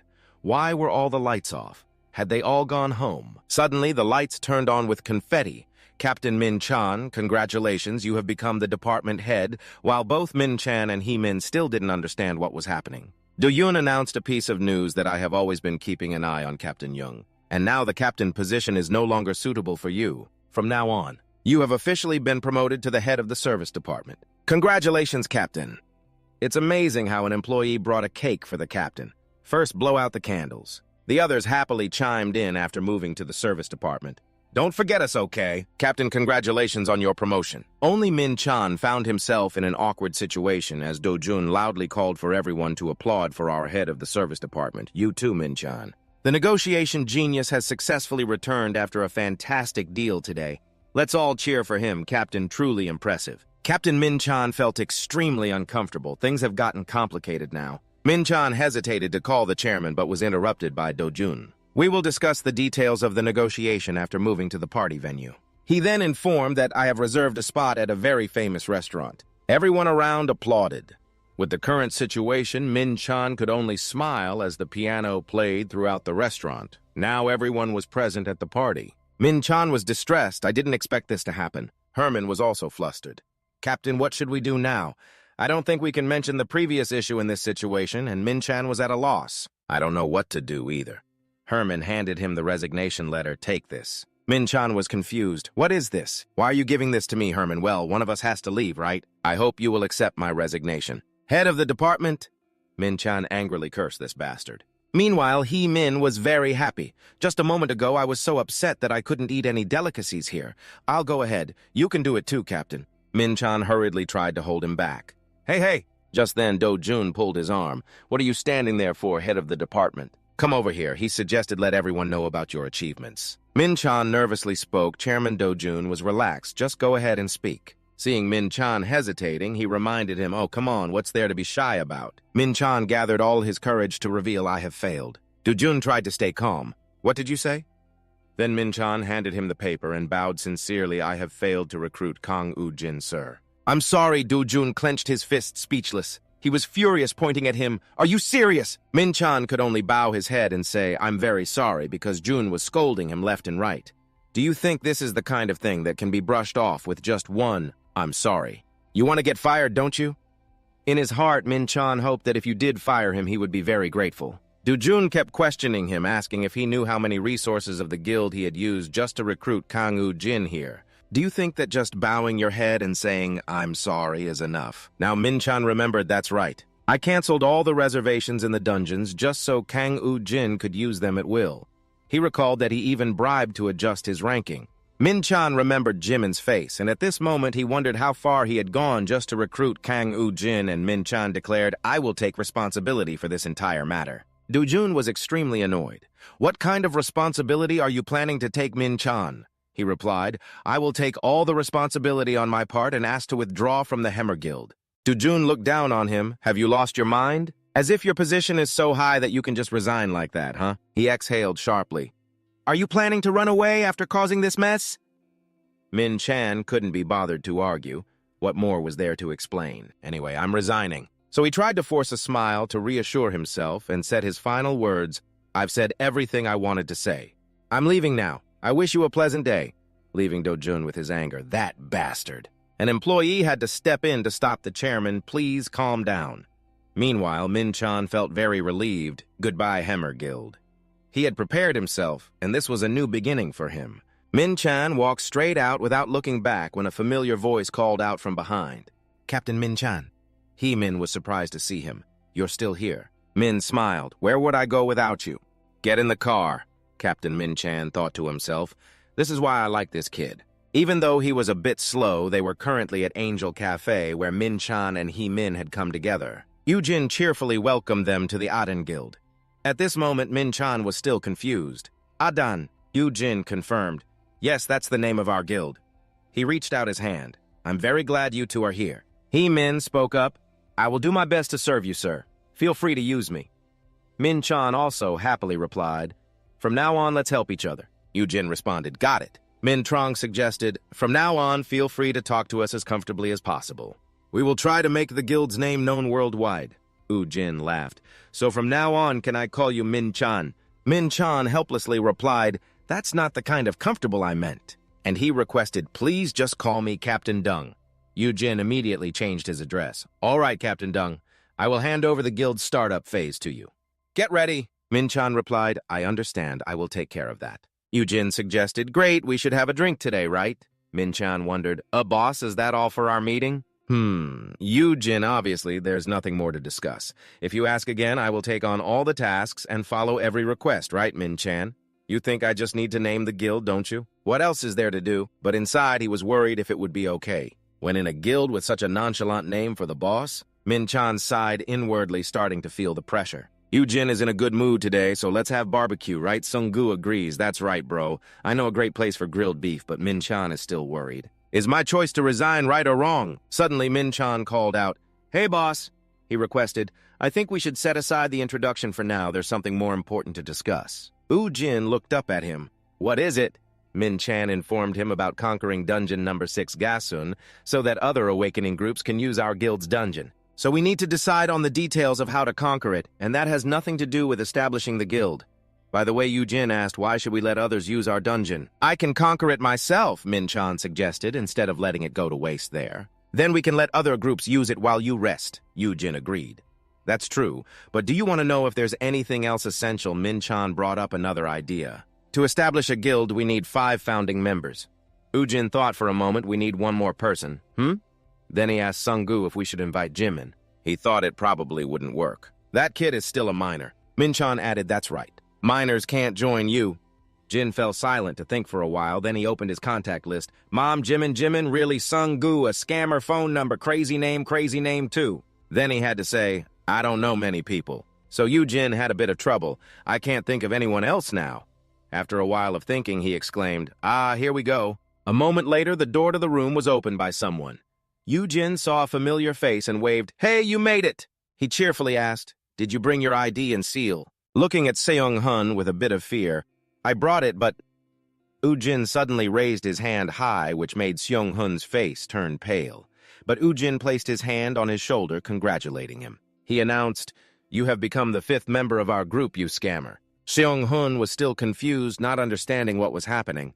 A sign was attached in front of the guild door, Adan, and the cleaning staff was tidying up everywhere. Next, they moved the table to another spot. Herman finished and sighed. Now it looks decent. He didn't forget to appreciate everyone. "Well done, everyone. You did great, Seong-hun, too." "Thank you in the meantime." Seong-hun still couldn't believe it. Just a few days ago, he thought this was a scam or something. He reflected, not expecting that the jerk who had beaten him half to death and stole his phone would be Kang Ujin. Seong-hun was really surprised that it was him, the one everyone knows now. Min looked up at the news on TV these days. All day, he only saw the face of his boss. Min-chan added, "Even though it hasn't been officially announced. But he is the 11th awakened one of South Korea, and also the strongest in history. It's no wonder the world is in a frenzy over him, as Seong-hun assesses. He recruited these two from the famous Hammer Guild. Then they must have quite a quality staff." Seong-hun mentioned that his business has been sluggish lately, like a deserted temple. Working in a guild would definitely be more beneficial. Suddenly, Hermin asked, "But Seong-hun, what's your relationship with the boss?" Seong-hun was startled. "What?" Herman guessed that since the boss called him right away, they must be quite close, maybe friends or relatives. Seong-hun could only scratch his head awkwardly. Yeah. But the truth is, he didn't say that he rushed here because he was afraid of getting beaten up like back then. Right. But why did he call me here to join them? Is it because he feels guilty for hitting me before? At this moment, Ujin also walked in. Wow, what a beautiful office. They immediately shouted, "The boss is here." Min-chan quickly asked, "Boss, you've had a hard time, right? Has the strategy for conquering the dungeon been completed?" Ujin indicated that it was generally fine. Then he revealed that Sung-gu was the one who worked the hardest. Seeing Sung-gu's distressed state, Min-chan asked, "Sung-gu, are you okay?" He-min added, "Wow. Even if the conquest is settled, there are still many other plans to make. After all, it is a 5-star dungeon." In the end, Sung-gu was too tired and fell asleep on the chair. He-min could only stand and watch something white fly out of his mouth. I think he needs to receive more rewards. Finally, feeling too exhausted from the fun, he fell asleep on the chair. Hemin could only stand by and watch as something white flew out of his mouth. I think he needs to receive more roses. For example, a mental support fee, perhaps.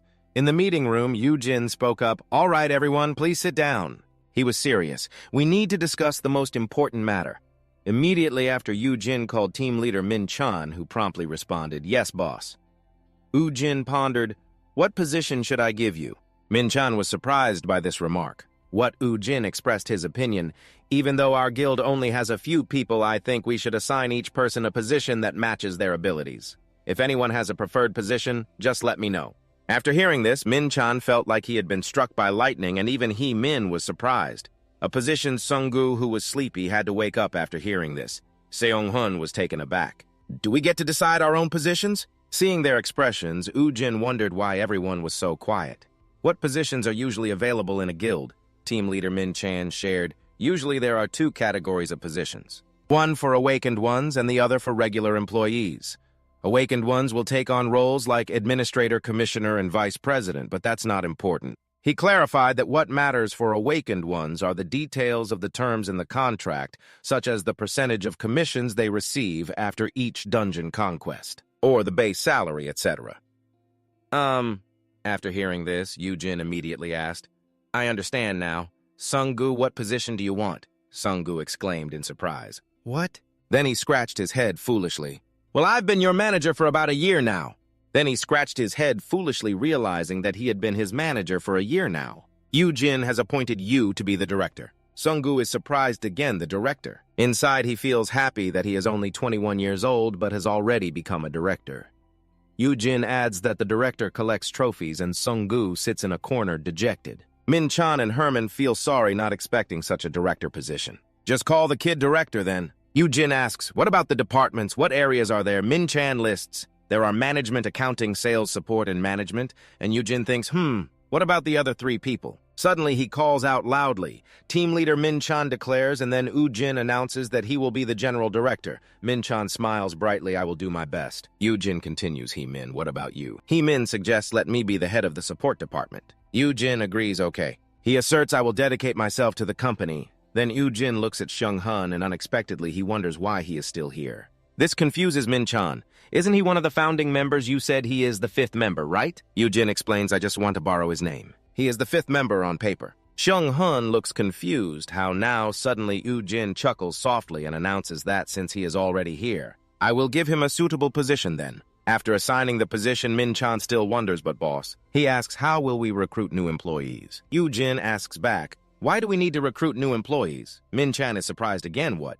Then he explains that for the guild to grow strong.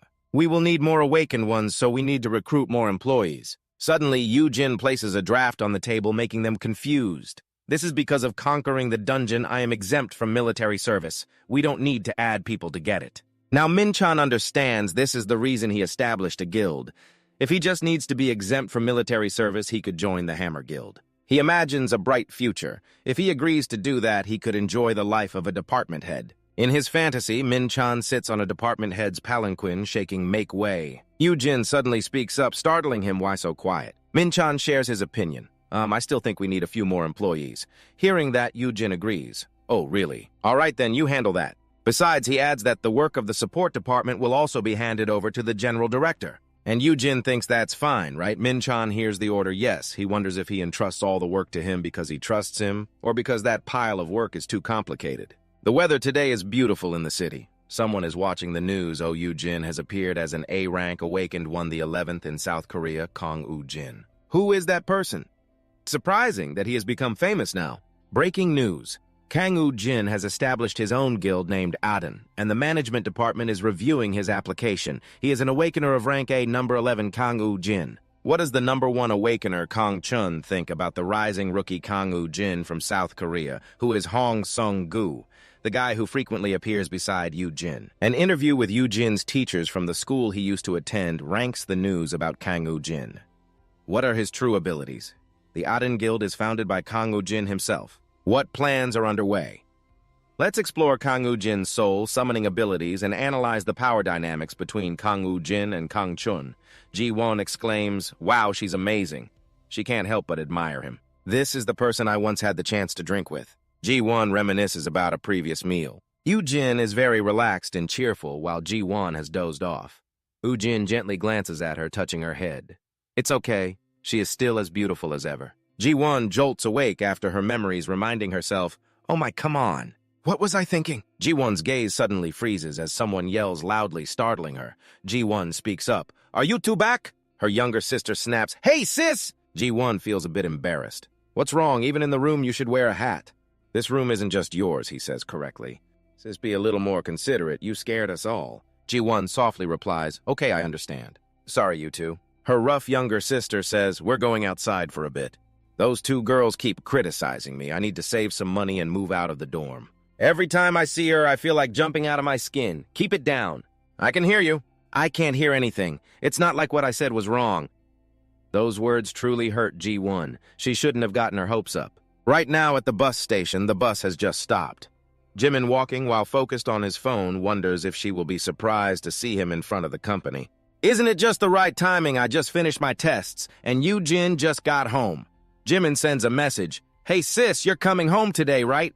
What time will you finish work? He tells himself he will have dinner with her and spend some quality time together. After a while, the sky is gradually turning to evening. Jimin has been waiting for a long time. She is a bit late. At the same time, two girls nearby are gossiping. Did you hear? I heard she flirted with quite a few guys before getting that burn. They keep judging. Really, I thought she would be the quiet type, but it seems that's not true. Quiet, not a chance based on her current appearance. Right now, the guys hate that they can't just run away from her. They were talking so loudly that Jimin couldn't help but hear me, just imagining it in my head, really at another place where the sky is sunny at sunset along with a vast desert. Sung-gu is busy doing something. Once he finished, he announced, I've gathered everything. Ujin looked at the pile in front of them. They were all ordinary items, some useful artifacts that no longer appeared. Sung-gu informed that the drop rate of items had indeed decreased. While the number of attacks on the dungeon had increased, Ujin also agreed, Yeah, we've taken everything we could from that dungeon. Then he took an item out of the storage bag. Right now, outside the city, everyone was bewildered looking up and seeing Yu Jin. They shouted loudly, "It's Kang Yu Jin! Has he completed the raid already? It hasn't even been 4 hours." Seung-hoon ran over to praise his boss. "You did great." His appearance made Yu Jin wonder why he was here. CEO Seung-hoon explained, "Director Dung asked me to bring you back to the office once you came out." Yu Jin continued to ask, "Where is he?" CEO Seung-hoon thought, "I believe it's because the guild has been licensed, so he went to the general office." He said he would return to the office later. A reporter named Chen approached Seung-hoon and asked, "Mr. Kang Yu Jin, we would like to interview you about your incredible dungeon raid speed." "What is your secret?" Other interviewers rushed in. "Mr. Kang Yu Jin, we heard you don't accept scheduled interviews for Gate 6. Seoul is starting now. When do you plan to rent it out to others?" While Seung-hoon was furious, the crowd kept asking, "Mr. Kang Yu Jin." Seung-hoon couldn't take it anymore and had to speak up. "Please stay away from him," he reminded the crowd. "He's tired from completing a dungeon raid. Please send an official request to the guild regarding this." Seung-hoon warned, "If you keep bothering him, we will deal with the relevant media companies legally." He even threatened, "I've seen all of your faces. I will remember this for later." "When you send an official request for an interview," Seung-hoon loudly announced, "I am someone who holds grudges." Yet he only received a nod from Yu Jin. Then Seung-hoon softly said, "Boss, please wait a moment. I will bring the car." Yu Jin replied, "All right." He looked up at Seung-hoon and wondered why when he hit him he just stood there. From the beginning he had been a fierce person, right? Sung-gu also wondered, "Hey, how do you know Seung-hoon?" Yu Jin asked him back him. He revealed, "He sold the phone to you," while Seung-hoon was running and gritting his teeth in anger. "Damn it!" he recalled Yu Jin's announcement. "Welcome, you are our 5th member now." The frustration within Seung-hoon was rising. He had been wondering why he hired him. Then Yu Jin asked, "But why is he still here?" Seung-hoon wondered if he just wanted to borrow his name. He promised himself even closing the shop because he had misunderstood everything, now that things had turned out this way. "I have to stay in this guild at all costs."